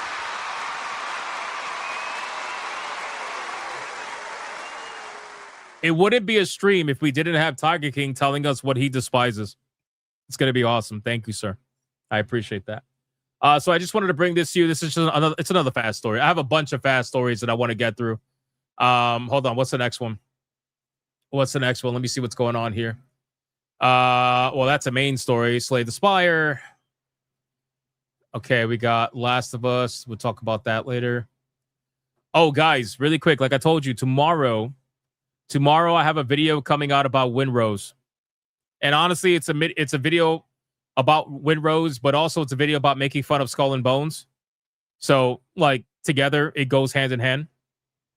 But in terms of Winrose, in 6 days, Winrose has sold 1 million copies. 1 million copies. And not only that, have you guys seen the numbers for Winrose? Have you seen the numbers for Winrose? Holy fuck. Like I said, I'm going to bring it up in my video, but I'll talk about it here right now.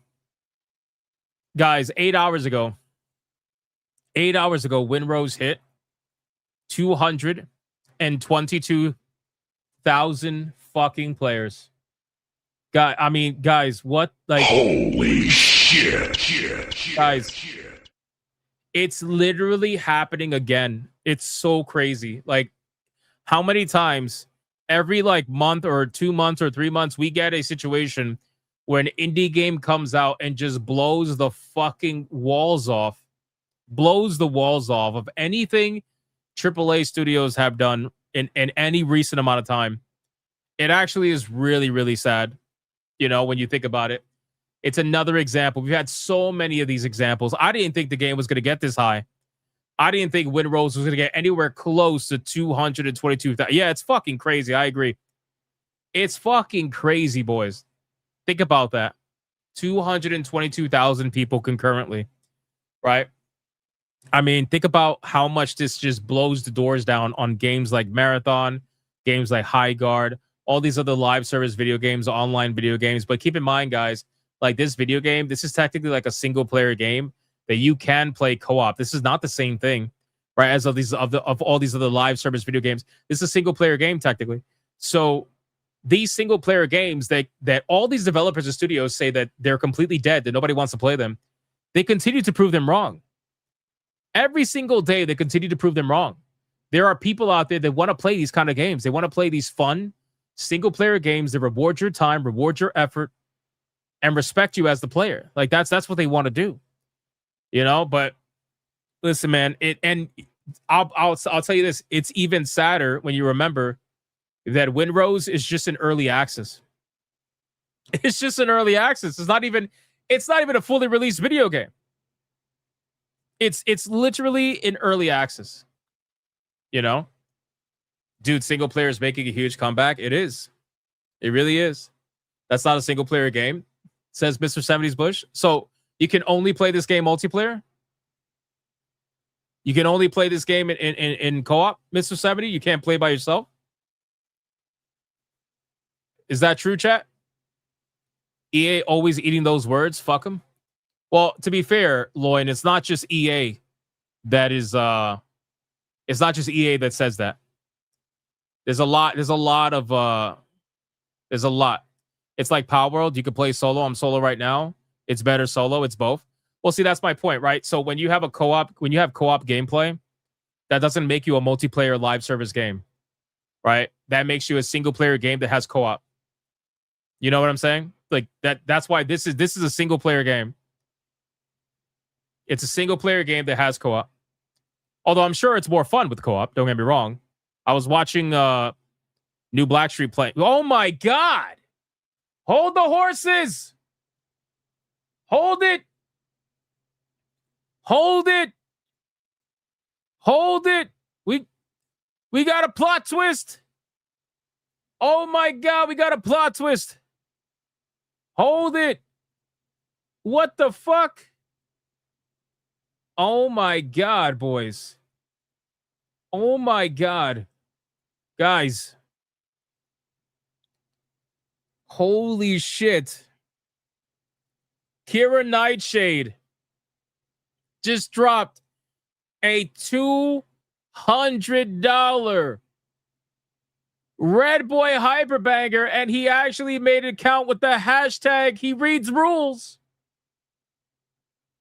He reads the rules for Raiju. Dang. Never gonna give you up, never gonna let you down, never gonna run around and desert you, never gonna make you cry, never gonna say goodbye. Holy shit. And hurt you. Monster kill. Guys, the battle is on. The battle is on. Oh my god. It is on. These Boa fans, they're like, wait a second. Oh shit. Currently, it's Boa at 154.98 versus Raiju at 207. We got a $60 lead for the underdog, ladies and gentlemen. Damn. Damn. Kira Nightshade, man. Holy fuck. Thank you so much for the $200 Red Boy Hyperbanger. That's insane, my guy. That's insane. Let me know what you want for some clips. In the meantime, though, because I just remembered, I forgot to give King Dimmitwing his other clip. I feel bad. So now I'm going to play the clip. Here we go. Where is it at? Where are you at? Right here. All right, boys. It's another Red Boy Hyperbanger. Let's bring the ladies in.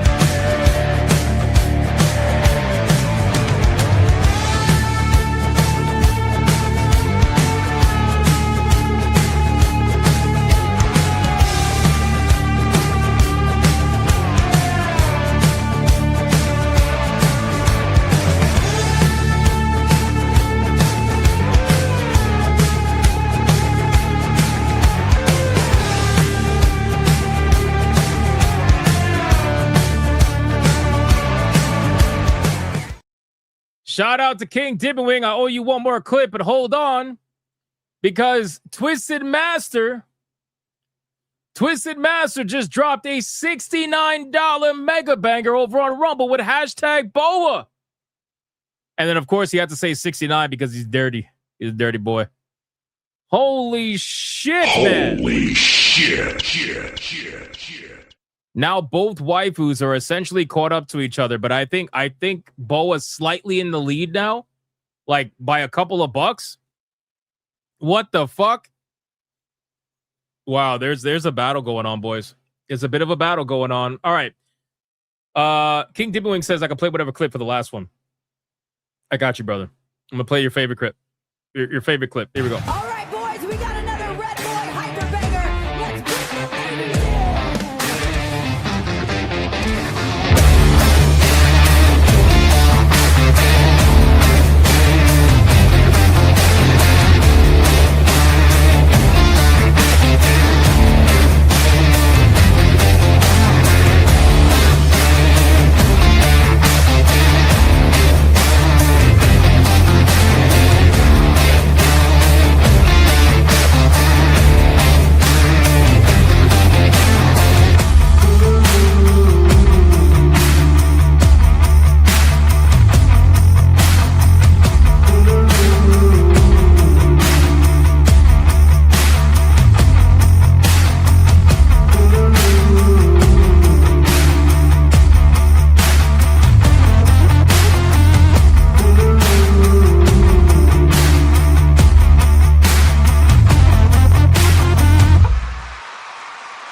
Thank you again, King Demon Wing. I appreciate that, brother.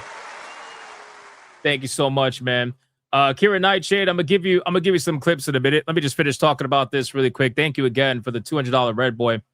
I appreciate that, my man. Timebound says, what topics? There is no topics, only battles, only waifus, only waifu championship battles. Have you not been paying attention for like the last hour?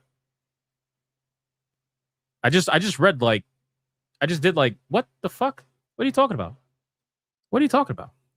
Anyway, so in terms of like the whole breakdown, by the way, with Winrose, just guys, make sure to check out my video tomorrow when it drops 10 a.m. Eastern on the main channel here on the main channel, because I break down all of it. Like I went through the history of Winrose, like the developers, their statements, their references, their inspirations.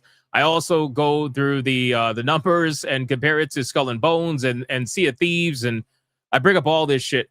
But I will say, I mean, look at the reviews though. 85%, 14,000 reviews. 14,000 reviews on this game. And this game just came out, right? A few days ago. Think about this. 14,000 reviews.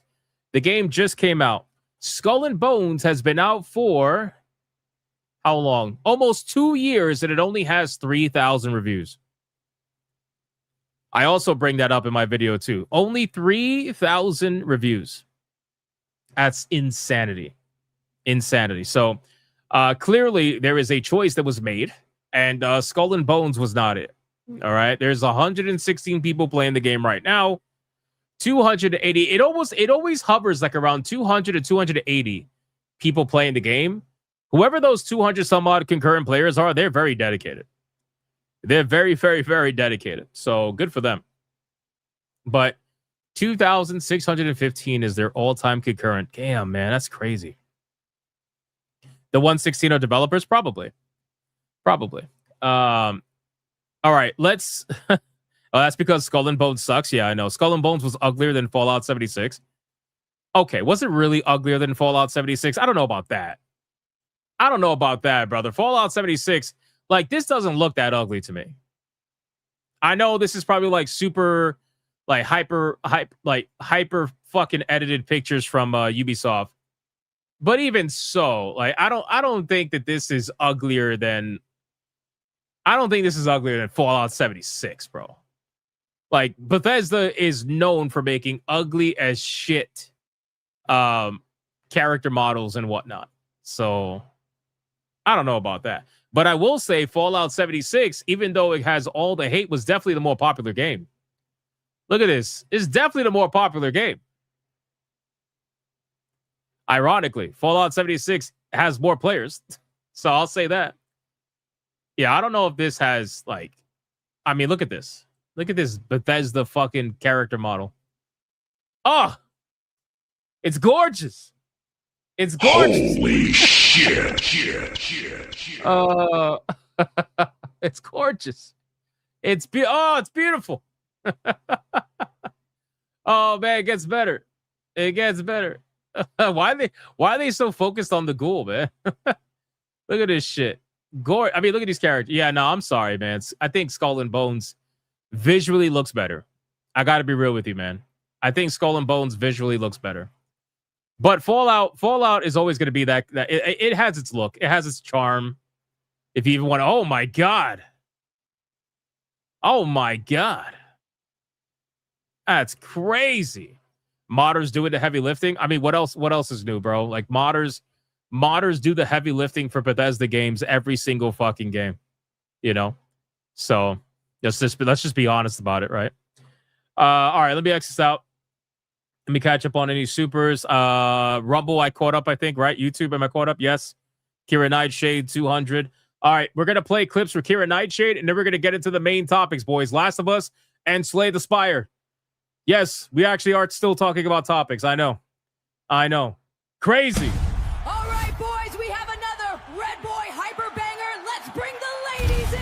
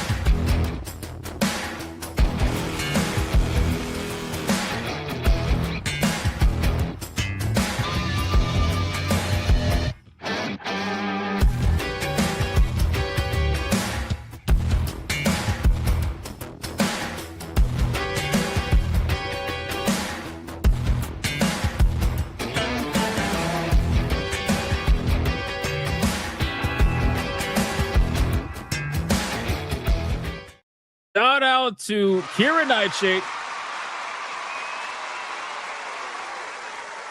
Thank you so much for the $200 Red Boy, making this an absolutely insane battle between Boa Hancock and Raiju Vinsmoke. T-Jab, if you could give us an update in the chat, I would greatly, greatly appreciate it. Until then, let's get into Last of Us, the weird story. It's a really weird story, by the way, with Last of Us. I don't really know what to make of this, guys. So apparently, The Last of Us Part 3 is getting more and more theories about it. I don't know why people are even theorizing about The Last of Us Part 3, but I mean, here we are, right, at this point. So The Last of Us Part 3 theories are supposedly getting hotter as a former Naughty Dog developer claims that Neil Druckmann apparently has plans, and this shit pisses me off because this is like taking your canon and throwing it out the fucking window. Now, let's be fair. He's already done that, so it doesn't really matter. But still, right? Still. Apparently, he has plans for an entire congregation of immune people, meaning that it is no longer going to be a story about how special Ellie was because she was immune. Now, apparently, there's going to be an entire fucking congregation of immune people, according to this developer, that Ellie might not be the only one. Now, I got to be real with you, man. If they do that, okay, I don't even know how to begin with this, right? Because, bro, this is what I mean when people take their established canon, their lore, that people really enjoy because it all makes sense, right? All of it, like it all ties together really nicely. The first story ties together really nicely, and then you just fuck it. You know what I'm saying? You just fuck it in the ass, bro. And it actually is hilarious because all this does, like the chat, I see you guys saying in the chat. I see you saying in the chat, this is literally the same thing I said in my head when I first read this. This literally proves Joel right. If this is to be believed, if this headline is to be real, then that means that this proves Joel right. Joel was right in the first game, and Joel was right in the second one. And he died for no reason. He died for no reason. Joel was right. Joel was right. Fuck. I mean, oh my God, bro. What is with this where people want to take, like, you build up an entire story. You made an entire fucking first game about this girl being the special one. That nobody quite understands why she is immune to the affliction. And you end up making a story, which, by the way, if it would have came out today, would have been called the pedal story, but probably not because PlayStation fanboys would have went crazy if you would have called it a pedal story. But anyway, you make it a thing where you make this girl into a super special person. She's the only one who is immune to the affliction that's going on in the world right now. Honestly, this sounds like a fucking weird fan fiction, to be real with you. But you built an entire first game around that. And then you built an entire second game around that follow-up, only for you to potentially come out with a third game and be like, haha, well, actually, there's a whole group that's immune. Bro, what? What?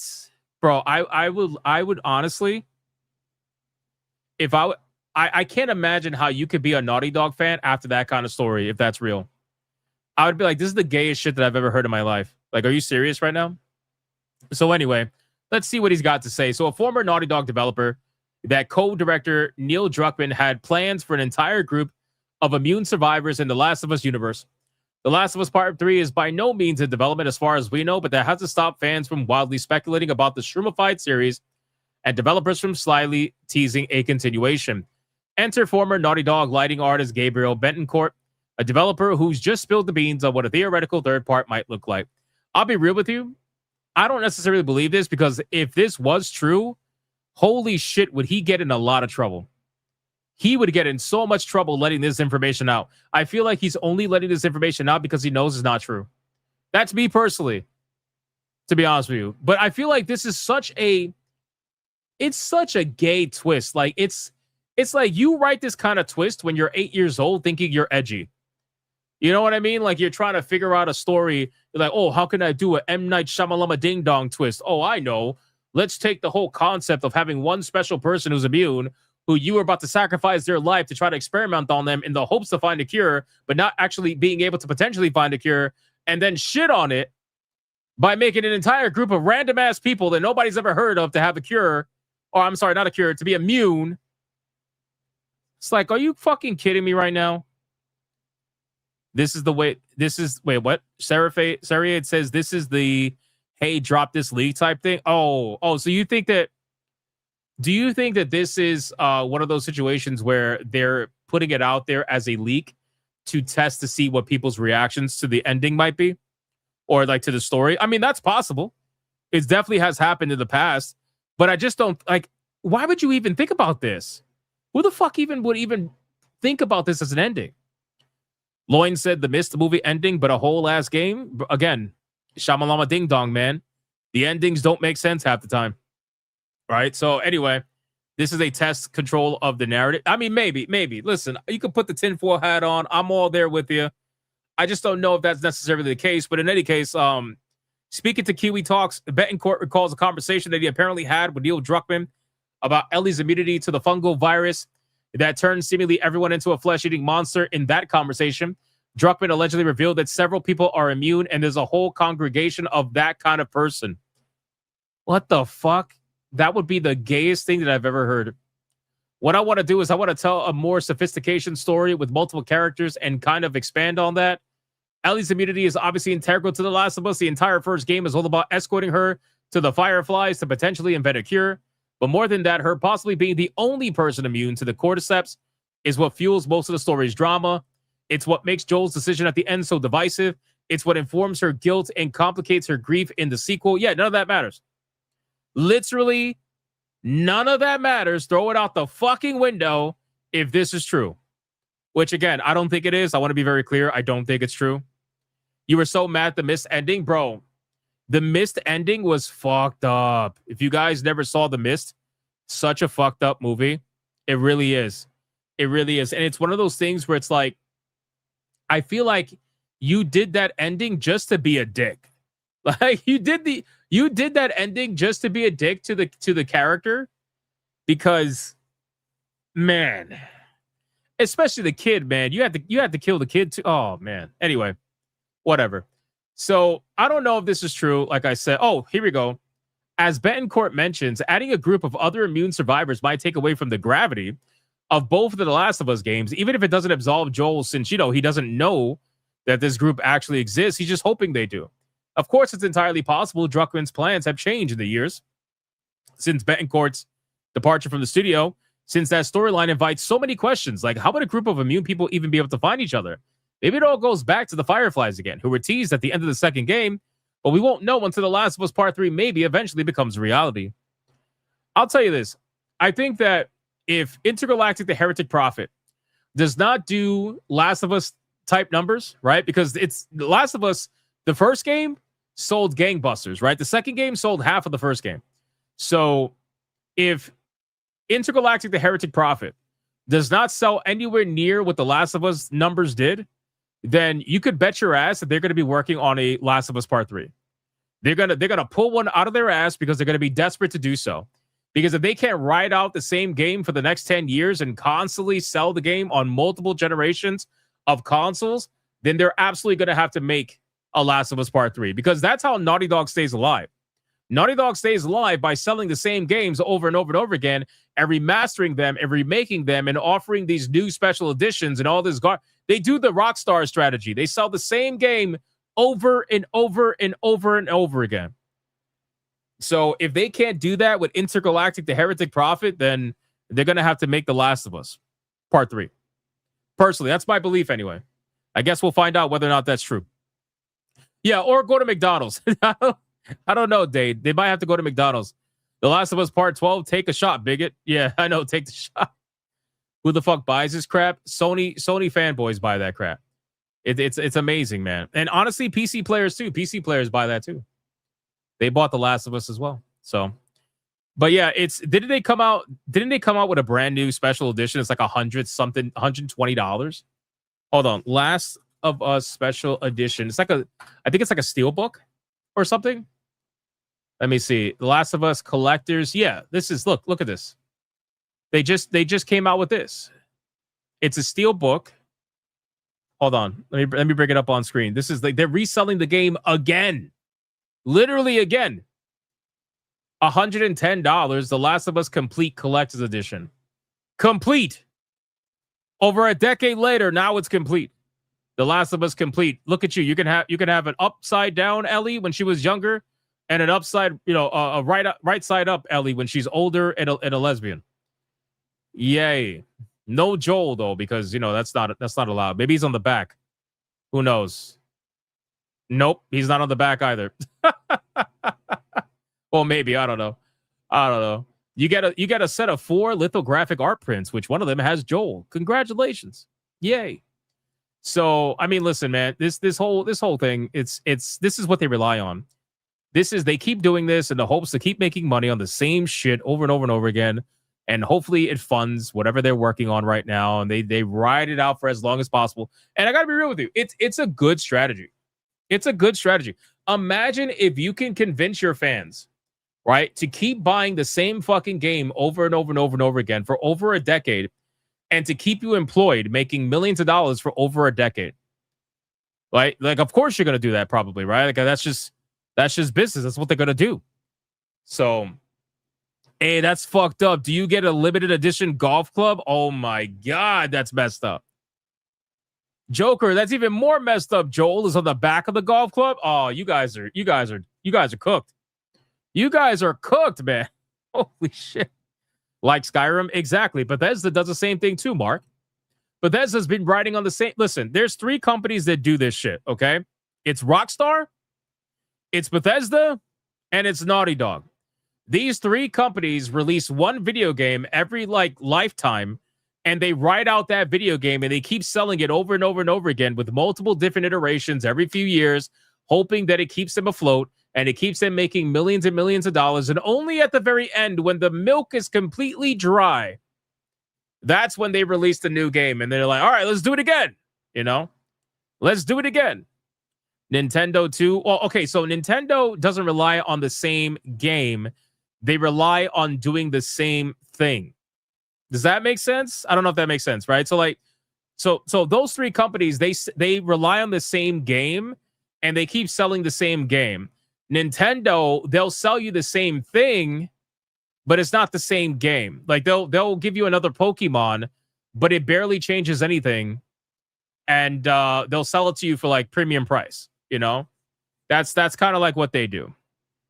So Todd Howard just sells Skyrim again. Yeah, he probably would if he could. Ellie dies in 3. I highly doubt it. I don't think they're going to kill Ellie at all. Highly, highly, highly doubt it. Rockstar does it better because it makes them more money. I just don't think The Last of Us is that popular. Well, to be fair, the reason why Rockstar is afloat is because of Grand Theft Auto Online. Right? Even though Grand Theft Auto 5 has sold an insane amount of copies, I don't even want to think about how many copies Grand Theft Auto 5 has sold. I think it was like 50 million copies or something disgusting like that. I think even more than that, actually. Hold on. How many copies of GTA 5 sold? Oh my God, brother. They sold 225 million copies. What am I talking about? Oh my God, bro. Oh my God. 225 million copies. 220. Oh my God. Oh my God. I want to vomit. I literally just want to vomit right now. It's crazy. Anyway, 225 million copies of Grand Theft Auto 5, but Grand Theft Auto 5, on top of Grand Theft Auto Online, keeps them alive for many, many, many, many, many years, and they don't have to put out anything. Like, they can write out Grand Theft Auto 5 and Grand Theft Auto Online for the next 10 years and be perfectly fine. You guys know that, right? Like, I'll give you an example. If PlayStation, don't tell me you're going to play GTA 6. I'm not, unless it comes out on PC. I've said that already. I don't care about missing out on the opportunity to play it day one as a streamer. If I were to play GTA 6 day one as a streamer, I would get a ton of views, a ton of viewers come in. I would get all that shit. I don't give a fuck. I'm literally not going to play it day one because I don't want to buy it on PS5 personally. But what I will say is that Grand Theft Auto 5, let's say PlayStation 6 comes out and they didn't want to release Grand Theft Auto 6, I guarantee you they would make a remastered PlayStation 6 version of Grand Theft Auto 5. They would sell that and it would sell millions of copies. Guaranteed. I'm not even kidding. It's sad, but it's true. If they wanted to ride these games out for another 10 years, they absolutely can, and there'll be no problems, financially anyway. And to be honest with you, they probably will still probably do that. They probably will do that. They probably will sell Grand Theft Auto 5 at a cheaper price for PlayStation 6 while they have Grand Theft Auto 6 out as well at some point later down the line. So that's just what it is, man. What can you I don't even know what to even say at this point. But in any case, that's what's going on with The Last of Us. Let's catch up on Supers, and then we are going to get into the final topic. Speedy Cake with the 5 says, can't wait for XB3, though I hope they keep the save game carryover system that 1 and 2 have. Allow me to carry over some skills and forms from the hero. That would be cool. I like when games do that, which is why I complained so much about Dragon Age: The Veilguard, because Dragon Age: The Veilguard, they gave up world states, right? They gave up saved world states. So you were able to transfer all your information from the other Dragon Age games, just like Mass Effect 2. But you could do it in that franchise as well. You were able to transfer everything up until Veilguard, and they're like, yeah, no, we're not going to do that. Like, what the fuck? It was so clear once they stopped world states that was a sign that game was in such development hell that they didn't even have time to incorporate that level of depth to the game to allow world states to carry over. So, kind of sucks, but what can you really say? All right, guys, like the stream. Don't forget, we got the battle going on right now. It is Boa Hancock versus Raiju Vinsmoke. The battle's going on, and we will do a final countdown towards the end. But 2 waifus are battling it out for the first ever waifu battle tournament. Whoever wins this one is going to move on to face whoever wins in. Let's see, who's the next one? The next one is going to be Viola versus Perona. So whoever wins in Viola versus Perona will face whoever wins tonight with Boa Hancock versus Raiju Vinsmoke. So let's see how that goes, ladies and gentlemen. But let me minimize that. Let me check Rumble really quick. Let me see. Oh, well, you look at the author, Stephen King, and yes, the guy's a dick. Yeah, I know. I'm telling you, that ending was definitely like just trying to be a dick. Super trying to be a dick. All right, let's continue, ladies and gentlemen. Let's move on. Gonna X out of that really quick. Let's talk about the review bombing, because the review bombing is pretty bad. Pretty bad, ladies and gentlemen. The review bombing for Slay the Spire is no bueno, right? And the thing is, this has happened before. If you guys are not aware of that, this has happened before. Slay the Spire 2, a video game that is in early access right now, is getting review bombed by the Chinese. The reason why it's getting review bombed by the Chinese, well, there's multiple reasons. But most people, for the most part, understand that it seems to be because the game is getting some updates to it that people just flat out don't like, right? The Slay the Spire 2 developers, initially during the first review bombing, they had nerfed the game big time. They nerfed some of the more popular builds, some of the more popular cards and combinations. They nerfed a lot of it as they're trying to balance the game, and they got review bombed, and they ended up walking back the changes, right? Because of the review bomb. Why they did that, I don't know. You shouldn't do that. You shouldn't walk back your balancing changes because you're getting review bombed by the Chinese or anybody for that matter. Because what you do is you now set yourself up, okay? You set yourself up where any balance changes that you make are going to immediately lead to review bombing because people are going to think that it's going to work again, right? You've already told them that it works once, and now the people are going to realize it might work again. But in any case, Slay the Spire 2 is being review bombed, so let's talk about it, figure it out what's going on. It's being review bombed again, leading to the game's Steam score rating dropping all the way down to mixed. Slay the Spire 2 is the long-awaited sequel to one of the most beloved and popular deck-building roguelites of all time, and it enjoyed an overwhelmingly positive review rating on Steam early on. Most new updates have brought with them a negative sentiment from the players, however. Slay the Spire 2 blew up instantly, basically immediately upon release, with early adopters praising the amount of available content, game balancing, new characters, and all new features like the 4-player co-op multiplayer mode. Slay the Spire 2's art style is a huge upgrade on the original 2, which is bound to have drawn many players in. As a result, the game set a new concurrent player count for roguelites on Steam, with 570-some-odd-thousand players playing the game, beating out even Edmund McMillan's Bugenics and even the popular Hades 2. After Slay the Spire 2's launch in March, they reverted many of the previously unpopular balance changes Things were looking up for the developer Megacrit. That trend is not set to continue, though, as update 0.1032 is once again the target of a review bombing. The recent patch, insert fictional patch name, etc., the Harbinger update, constitutes commercial fraud. Says one of the recent reviews, the developers are not iterating, they are arrogantly eviscerating the game with a disgusting, condescending attitude of teaching the player how to have fun. They have completely gutted the core archetypes I spent hundreds of hours mastering. Guys, right off the bat, I just want to make it very clear, okay? I don't like when things get nerfed, okay? I don't think anybody likes when things get nerfed. But you're not going to sit here and you're not going to pretend as if you didn't buy an early access video game that is going to go through multiple changes, multiple balance patches. You're not going to sit here and complain about spending hundreds of hours in an early access video game as if you're not understanding that you're not playing an early access video game. Like, you're playing an early access video game, brother. This is why you don't fall in love with an early access game. This is why I don't personally play usually early access video games. I refuse. There's a reason why I stopped playing No Rest for the Wicked. It's not because I wasn't having fun. It's because I was having too much fun and I wanted to stop. Because I don't want to have a preconceived notion about the game before the 1.0 release, which is going to be, mostly the semi-final version of the game.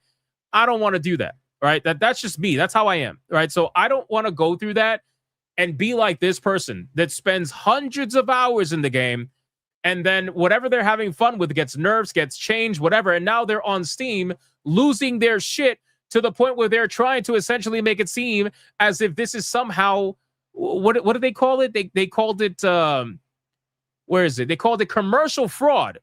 Like, I don't want to be that guy to go on Steam and be like, you guys are ripping us off. You guys are false advertising. Brother, you're playing an early access game, my guy. Let's relax, okay? If you want to bitch like this, you could bitch like this in the 1.0 release, because if they do it then you have a little bit of a reason. But they're going through early access to try to, patch the game, balance the game, and try to make it something that is, their final vision, whatever you want to call it. So anyway, this is a hostile. Oh, this is the reviewer's self-translated piece of text. It's worth noting with the original having been posted in Chinese. This is a hostile, gutted shell of what was promised. I am genuinely nauseated by every minute I have spent with the build of the game. The reviewer concludes, damn, bro, you take this real serious. Real serious. This man said, you make me nauseous. What the fuck? You make me sick. You make me nauseous. I want to just look at you and vomit on your face.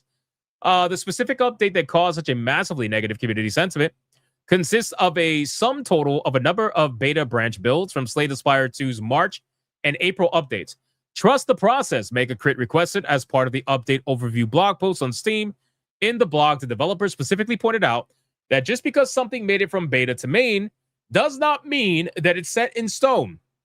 Asking for patience from the players as the game's early access stint continues. This patience has already run out, however, as the game has gotten over 8,000 negative reviews in Chinese from April 17th to April 18th. Oh my God, bro. Relax. Relax. Holy shit, man. They are not fucking around. It's curious to see just how much ire Slay the Spire 2 has drawn following its wildly successful launch. Well, so here's the thing. Let's go over to Steam. Because, man, I can only imagine how this shit is going down. All right, the Steam forums lately have been a clusterfuck of very interesting information, to say the least. It is right. Yep, there is 54,000 recent reviews, and it's mixed. Damn, this game is getting fucking felted right now. Let's go to discussions and let's see if we could find anything that's even remotely possible. Now, keep in mind, I don't know if the forums are separated by language. I'm really not too sure, to be honest with you, but I guess we'll find out. Let's see if anybody's complaining about this. Game crashes and oh, why is the balance so bad? Like, it genuinely feels like a whole different team made this game versus the first game. It's not even close. I know it's early access, but this is just stupid. So you acknowledge it's early access. Okay, that's fine. It's still being balanced. You are literally helping them balance the game right now. True. What in particular do you think is very unbalanced? Name specific things. Translation, I'm bad. Nerf the game. I'm glad there's people out there that have a brain. So is this the same guy, Deadrup? Yes. Okay, so he says several of the elites and bosses are way too overtuned. There's so many garbage relics that do basically nothing. 90% of the time, and the scaling is way too out of whack. I'm at A4 so far, and even at A0, it's so wildly unbalanced. Everyone feels entirely up to luck of the cards of the right bosses.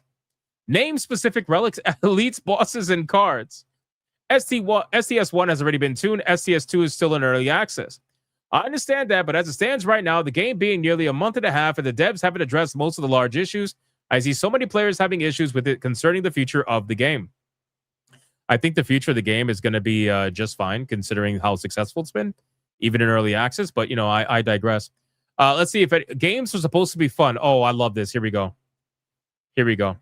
Not taking a side on the new balance update, I just want to say and hope the devs see.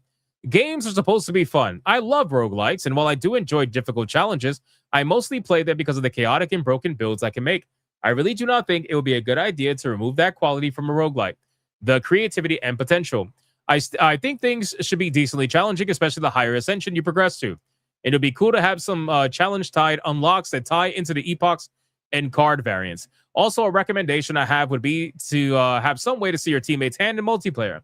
For example, an icon you could click and your hand turns invisible for you, but anyone you could click or hover, you can see their hand. You know, what's so funny about this is you usually see a lot of people say games are supposed to be fun when they're talking about video games like Dark Souls, Elden Ring, you know, all these hard video games and whatnot. And they usually use that as an excuse to either allow overpowered builds to stay or to allow like difficulty settings to come into the game when they don't have any, right? We see this kind of like Trojan horse all the time. But games are supposed to be fun. And since I'm bad at the game, I'm not having fun. And since I don't want to learn how to play the game, I want you to make the game easier so that I can have fun. Yeah, I haven't seen one specific complaint either, Akipavi. All I've seen are just vague references to whatever, just random. They'll just be like, yeah, the game's not fun because of this. This is not fun. I don't like this. Well, you don't like it, but does that mean it's bad? You know? So you see these kind of Trojan horses coming all the time. Let's see. Warning, the game is actively being review bombed exclusively by the Chinese. I wouldn't say exclusively. I would not say exclusively. Well, maybe a little bit. 90% of positive reviews for every other language. Meanwhile, Chinese is at 46% negative. This kind of influencer-inspired brigading is so dumb. Wait, influencer? Influencer is... Wait, what? What do you mean influencer-inspired brigading? What influencer is inspiring the Chinese to go review bomb this game? Bro, people just literally be out here fighting random fucking shadows in their mind. I'm not even kidding. They'll see something going down and they'll be like, it's got to be that influencer that I don't like. Like, who the fuck are you talking about? Do you even know who are you referencing here? Let's continue. Any other to whom it may concern? No. To anyone who thinks the update is good, try Duo just to A10 and prove you can beat it. Don't ask me why I don't invite more people. If the game lets you queue as 2, there should be a way to beat it. No. 2-player co-op seems a bit unbalanced. That is true. I've done a Duo A10 before with Door Maker included. Can you explain to me why the update really has any meaningful impact on duos at the highest difficulty? As the other person said, the duo experience seems to be the hardest to handle. However, none of the changes directly change that experience. So I'm not sure what you're trying to really state here. Oh, so they mad, bro. They flat out suck. Why are people so salty about the update? I truly don't get it. There were a bunch of buffs. The new Door Maker now actually requires some thinking rather than just being a dumb DPS race. A bunch of sweet artwork got added, cool effects for cards and statuses on them. Like, what's not to like? Infinites being nerfed? Well, good riddance to those. Infinites should be something that is rare and special and cool to get rather than a consistent strategy. Is the game too hard? Then why do good players still have high win rates on A10? That's a damn good question. The game is great right now. I don't get the hate. If you think A10 is too hard, then maybe you should keep playing on lower ascensions for a while and get better at the game. I know I'm not a great player by any means, but even I can beat A10, and I don't see why it's not possible for anyone else. So basically what I'm reading and what I'm understanding is that there is a lot of skill problems. Now, I find this highly questionable because everybody, stereotypes, everybody thinks the Chinese, Asian people are amazing at games like this. Clearly not. Clearly there are problems that they're having that they're not liking. But there are some people that are trying to talk some sense over on this little forum over here. Why the new Door Maker kills the motivation to play? What the fuck? Lost a 140-hour profile. You see this shit? This is why I do not play early access games. Because if this were to happen to me, I would rage the fuck out. I would rage the fuck out. I'm not even lying. I remember I was playing Cat Quest and I lost a 6-hour fucking profile. And that was 6 hours. And I said, fuck it. I want to platinum the game. So I played 4 hours and managed to platinum the game in 4 hours versus 6 hours where I was almost done. Because I was so mad. I just speed ran everything that I already did. But imagine losing a 140-hour fucking profile. That would be insane. I would lose my shit. So many people are saying this corrupt saves. I don't know, man. So listen, ultimately, there is a lot of problems that people are having with the game, and the majority of them are coming from the Chinese. They're review bombing the game again, and I don't blame them. You want to know why? Because it worked. It worked before. These developers deserve to get review bombed again because you guys bent the knee to the first review bomb. You guys decided to not stick to your guns and not say trust the process, and you decided to say, you know what, we're sorry, we're going to revert the changes. For what? So now they own you. They completely own you at this point. It's an interesting dilemma. But in terms of player count, let's see if all this noise has affected the player count, aside from the natural player count going down over time. Let's see. I'm going to say no. I'm going to say no.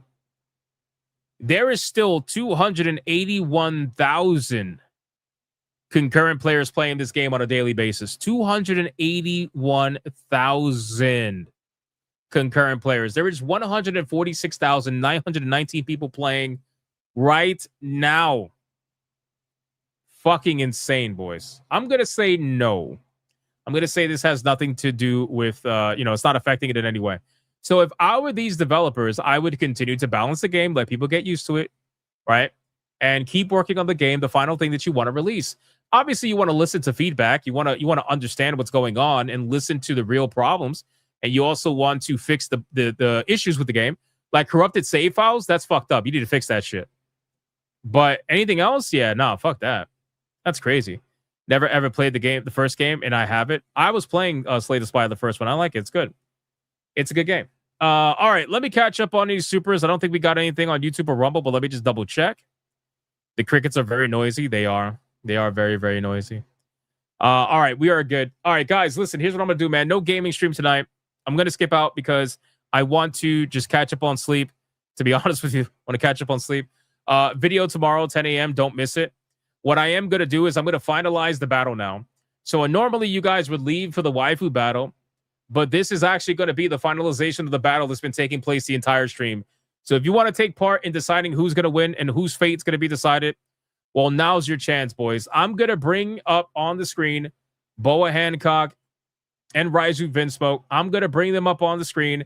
We're going to play the song, and this is it. This is it. These are the last super chats that are going to count, and then I'm going to do a final countdown, and that is it. And we're going to see who's going to be the first winner in the One Piece Waifu Battle Tournament. Who is going to be the first winner? I already got Deidre with a 5. Deidre with a 5 over on Rumble. For Boa Hancock, hashtag Boa Hancock. Don't forget to put the hashtag, boys. Don't forget to put the hashtag, boys. This is your waifu battle replacement for tonight. So let's go. Let's figure it out, man. If you guys participate in the waifu battle, this is your time. This is your time. Chaotic Holy says forehead versus snail brows.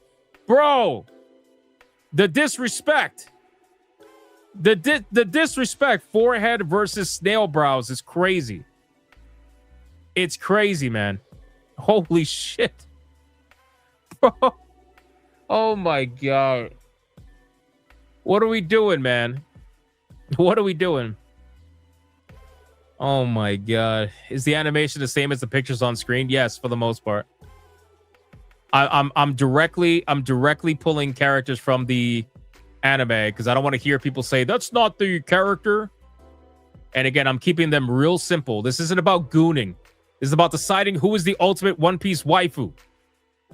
That's what we're deciding. So you're gonna vote for your favorite. This battle's way too fucking close. It's way too close. You're grabbing a cola for this one? I guess we'll see. Guys, we're only doing this song one time, by the way. We're only doing this song one time, and that's it. And then we're going right to the final countdown. So I don't want to hear anybody complaining about rigged or any of that shit. T-Jab, I'm assuming we're all caught up on the numbers. Look at that. We got Randall with a 5 sneaking in here for Raiju. Shout out to Randall. Thank you so much for the 5. I appreciate that. This is way too close, man. We had a 5 for Boa. We got a 5 for Raiju. We're canceling each other out right now. Let's see how this goes, boys. Yo, Dark Exile on Rumble said Giga Forehead go. Oh my God. Giga Forehead is so disrespectful. Deadeye's locked for a 5. Boa split doesn't count. No hashtag. No hashtag. The song is very quiet. It's supposed to be very quiet, but I'll put it up. There you go. I just didn't want my voice to be cutting in and out. Deadeye's locked. No hashtag. Didn't count, my brother. War Wizard with a 2 says hashtag Boa more rules. Fuck the fucking rules, you fuck. You got to follow the rules. Otherwise, it's not going to count. It's not going to count. Mr. Melancholy coming in here with a 5. Hashtag Boa Hancock. She got the goods. That's how it seemed in the beginning. And then Kira Nightshade came in and fucking felted the Boa fans. Deadeye's locked with a $1 says hashtag Boa split. There's no splits, like we said earlier. We're throwing the $1 to Boa. T-Jap, throw $1 to Boa, please. Hashtag Boa. Thank you so much. Appreciate that. Akipabi says, I didn't and don't believe Raiju is anywhere near as popular as Boa. Well, see, here's the thing. I had to split up all the popular waifus and give them their opportunities with other waifus. I didn't want to just eliminate the most popular waifus right off the bat. So I wanted to give everybody a fair shot, give them their first rounds, and then we kind of go from there. All right, boys, we're taking the waifus off the screen. Actually, I'm going to leave them on the screen. I'm going to leave them on the screen. Guys, final countdown. This is it. You get them in now or it's over. This battle is unbelievably close. I don't like this. I don't like this. 5, 4, 3, 2, 1, go.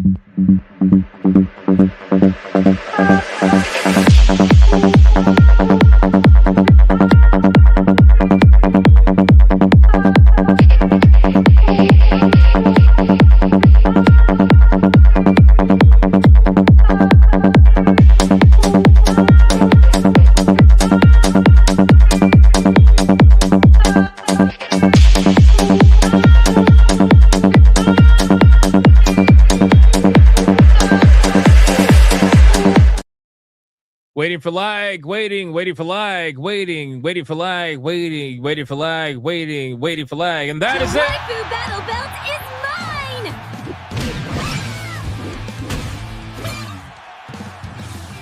Holy Jesus. shit. Oh my God, that was a lot of chair shots. You sons of bitches. That's a lot of chair shots, man. Kira Nightshade with another $200 Red Boy Hyper Banger for hashtag Raiju. Damn, man. Oh my God. And then War Wizard with a $50 Mega Banger for hashtag Boa Hancock Manifest Destiny. Thank you. I appreciate that, you crazy bastard. Chaotic Holy with a 4 for hashtag Boa, $4 for 4 head. Oh, you're fucked up, bro. You're fucked up. You're fucked up. Oh my God, man. And then we got, did I do Mr. Melancholy? $5, hashtag Boa Hancock. She got the goods. I don't remember, but I'm going to call it out regardless. Thank you, Mr. Melancholy. And then over on Rumble, we got Twisted Master, who dropped a $100 Red Boy Hyperbanger for Boa, Matership, Banana Clip, please, and thank you, Hypno. Again? You want another one? You want another one? Jesus Christ, my guy. Twisted Master, was that a second donation or was that a repeat of the first that accidentally came in twice? Sometimes it happens that way. So that means we had 150 dropped for, actually 154 dropped during the chair shots for Boa, and then 200 dropped for Raiju. I don't know who won this, man.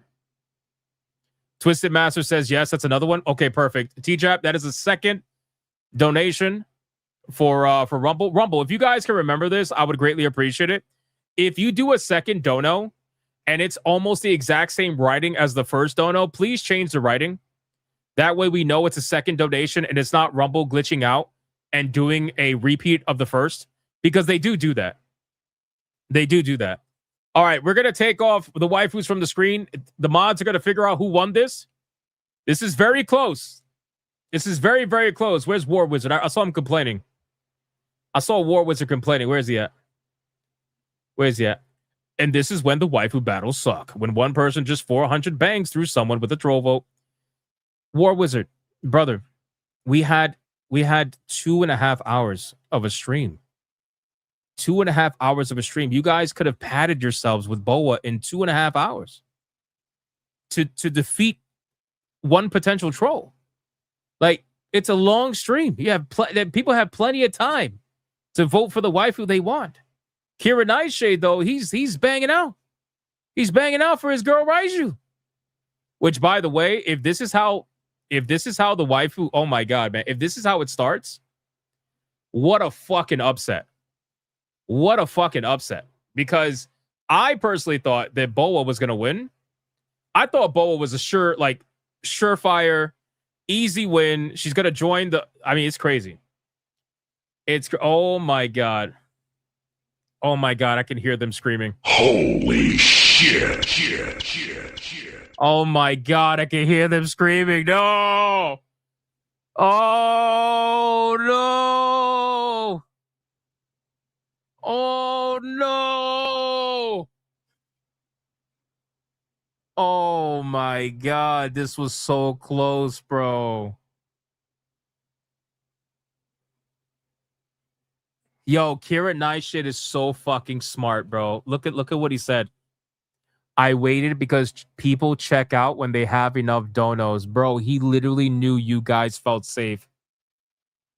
Oh my god, he literally knew you guys felt so safe. Oh no.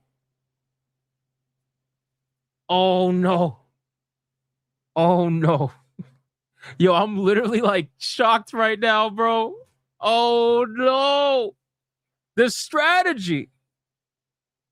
He played the game. Yeah, no, he played the game. I'm blown away right now, boys. Wow, dude. Kira Nightshade. That's fucking insane, bro. All right, which means the winner. And moving on into the next bracket of the One Piece Waifu Battle Tournament is none other than, shockingly, Raiju Vinsmoke.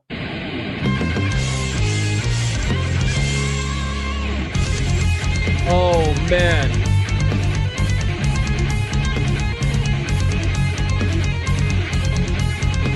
Oh, my God.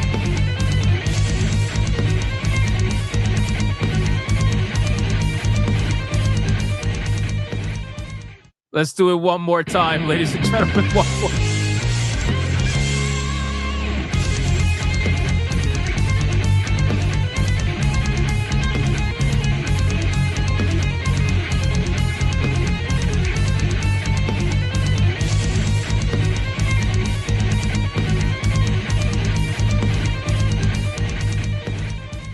You know, it's crazy, man. I said that I was telling people this tournament is gonna bring the fucking claws out.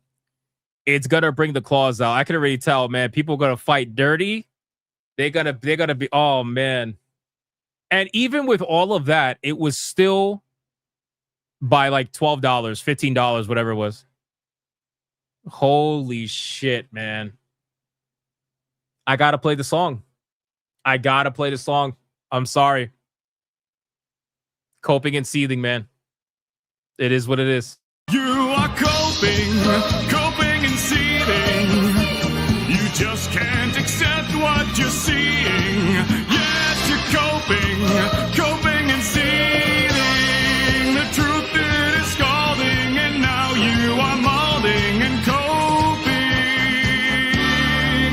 coping so hard. Coping and seething. Insane, man. What a good play. What a good fucking play that was, Kira Nightshade. What a legend, man. Holy shit. Everybody played well. Everybody played well for the first battle. Everybody played well. But here's the thing now, right? So like Raiju, Vinsmoke is going to have a target on her back. She's gonna have a target on her back because whoever she faces in the next battle, people who voted for Boa are probably gonna anti-vote for Raiju. Probably gonna anti-vote her by voting for whoever she fights against. I don't know. It should be very interesting. It should be very interesting. We'll see how it goes. But she will be moving on. Raiju will be moving on to the next bracket in the waifu battle. So that means the tournament. Sorry, not waifu battle. So that means that looking at the bracket now, I have to update it, obviously. I will update it for tomorrow. But looking at the bracket, we have, let's see. So Boa's officially lost. The Raiju is going to move on, which means that tomorrow's battle is going to be Viola versus Perona. So whoever wins in that particular battle will be going up against Raiju Vinsmoke. So we'll be having that battle tomorrow, Viola versus Perona. And then after that will be Khalifa versus Yamato. And then after that will be Monette versus Nico Robin. Then I know people will probably be voting for Nico Robin quite a bit. You probably can't see it because my name is blocking it. Sorry. Hold on. Let me go on the side. There we go. Monette versus Nico Robin. So that should be an interesting one. We'll see how that goes. And then we have an entire right side that we have to go through as well. So, guys, the tournament's just getting started. What a crazy fucking first battle. Thank you guys so much for the insane support. I appreciate it. Let me call out the supers really quick. Alucard threw in a 2 that unfortunately did not count, but he's still a legend. Hashtag Boa Hancock. I appreciate that, brother. Thank you so much. And then we had Deadeye's Lock with $1 says, War Wizard crashing out like Nintendo wizards say it ain't so. Why didn't he also cast Chaotic Optimism Barrier? If you guys missed the crash out that Wizard had on SNH, oh man, it was so legendary. It was so good. It was fucking hilarious, man. The Wizards all have the same thing in common. They crash out eventually. That's what the Wizards have in common. Shout out to War Wizard. I love War Wizard, man. He's a funny guy. He's a funny guy. Shout out to War Wizard. It's extra funny because then he said, fuck the rules, you fuck, before he ended up getting destroyed by Kira Nightshade. But regardless, we still love him anyway. All right, boys. We got to play clips, man. We got to play clips on the way out. Thank you guys so much for the insane support today. I appreciate it.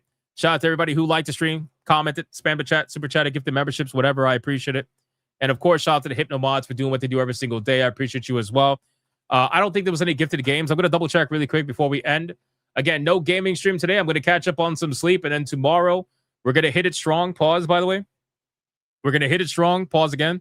Monday through Friday. Well, actually, Saturday, too. I think this Saturday coming up, I'm going to try to do an SNH plays. It should be fun. But regardless, we got some Mouse PI for Hire tomorrow that we're going to be playing, both in the day and in the evening. I'm going to be playing a ton of Mouse PI for Hire tomorrow. So make sure you guys come hang out with us. Thank you so much for everything. I appreciate it. We're going to go raid someone right now. And shout out to the Hypno Mods for doing what they do every single day. Doing an amazing job during the first crazy tournament. We already knew it was going to be crazy, but holy shit. Thank you guys, and I will see every single one of you on the next one. Until then, you guys already know, go be bigots and go be gooners. We're going to save Twisted Master's video for the end because, well, he requested the best one, clearly. Obviously, Twisted Master's a fucking legend over there on Rumble. He requested the best one. He requested the best clip. Kira Nightshade, I know he says for me to pick, so I'll just pick. Thank you guys, and I'll see every single one of you in the next one. Until then, go be bigots and go be gooners. Bye. Okay, everyone, we got another Red Boy hyper banger. Let's bring the ladies in.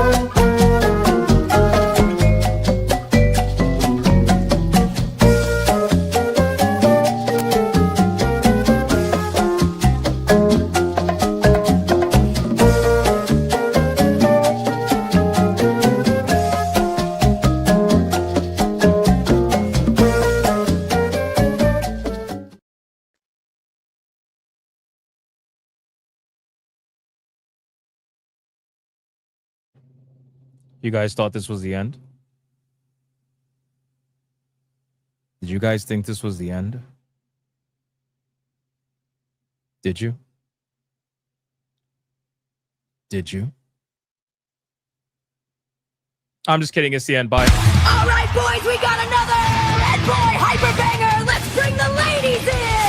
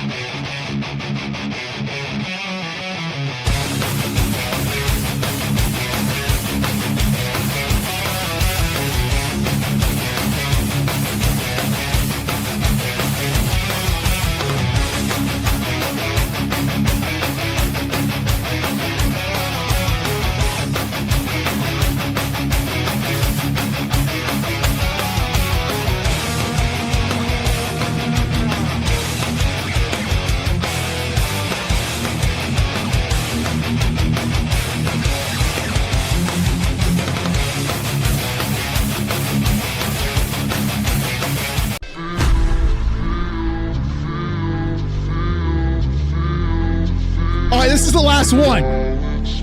This is the last one.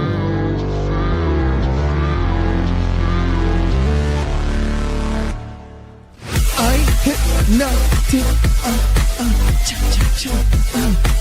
hypno, yeah,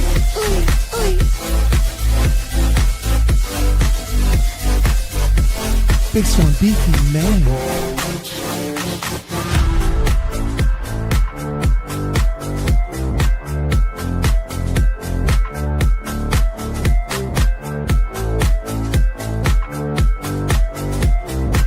He's got that book, see, ready to pop.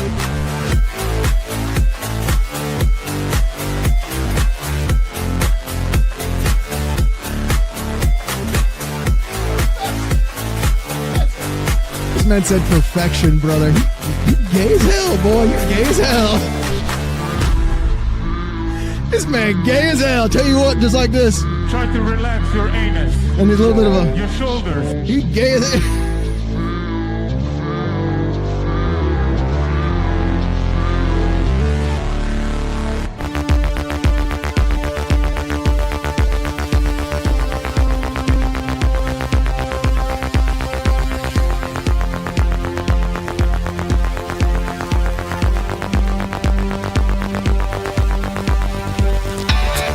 I am not gay. I have relationships with women and sex with men. And I got news for you. That means you're gay.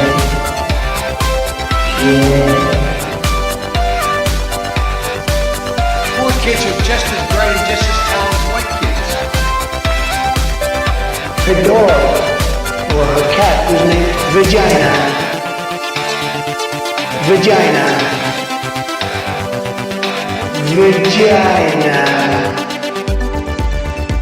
Put a ticket in Maker Gang.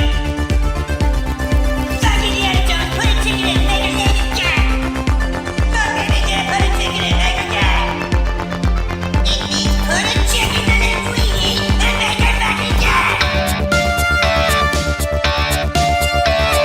Fucking pronouns!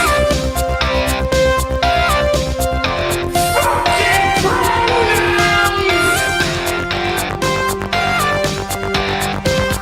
Fucking gender ambiguity! Fucking current day California shit! Cause that's all we fucking know! Cause we're boring! We're so fucking boring!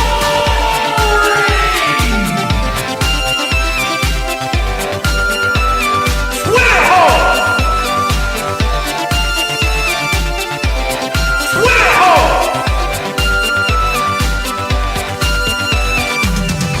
Get it right! At the touch of the black man, I bring life. I bring life.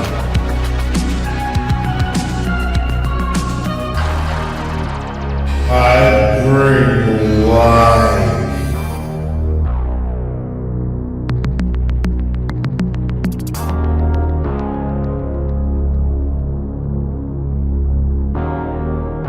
I bring life.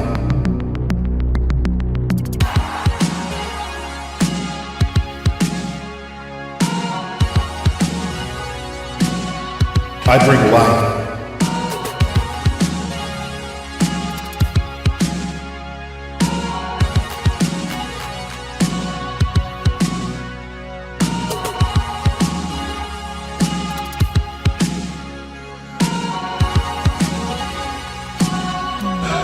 That's right!